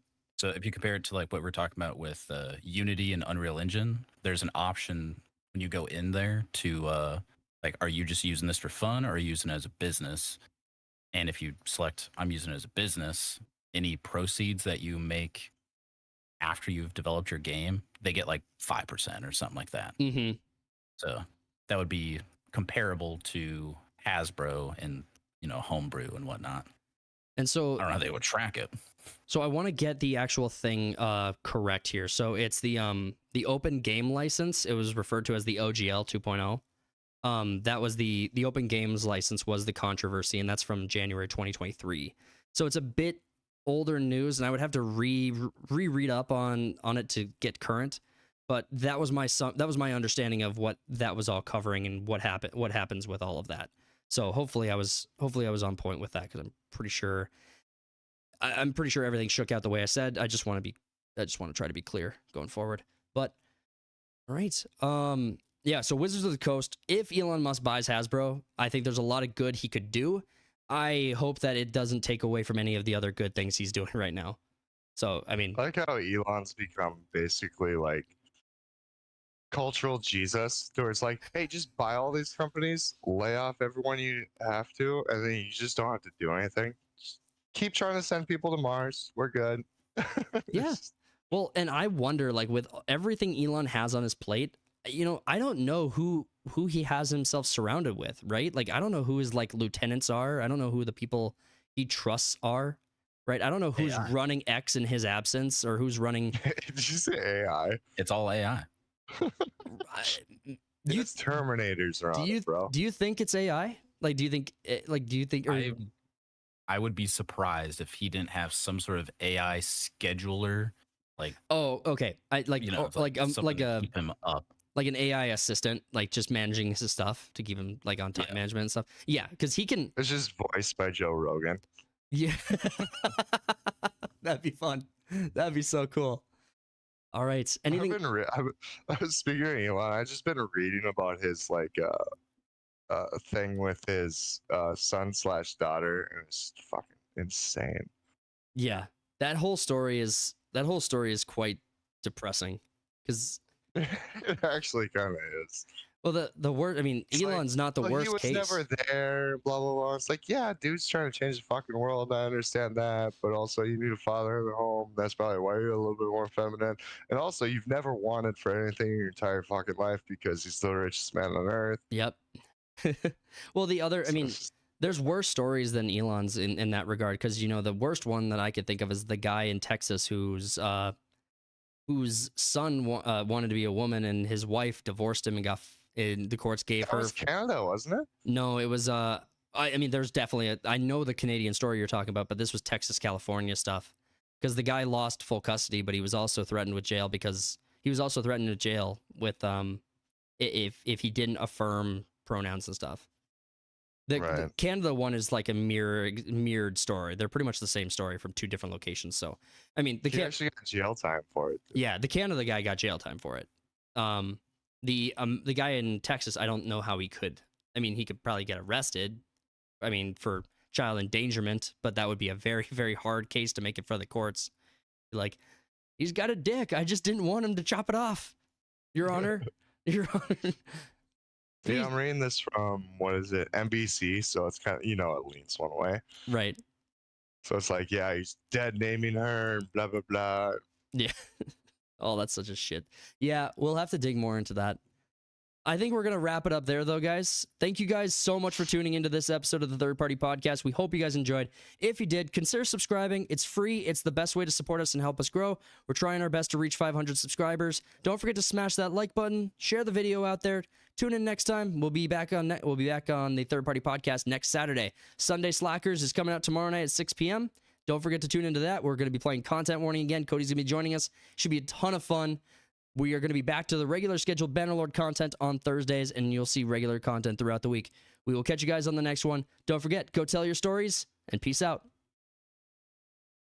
Bye. Bye.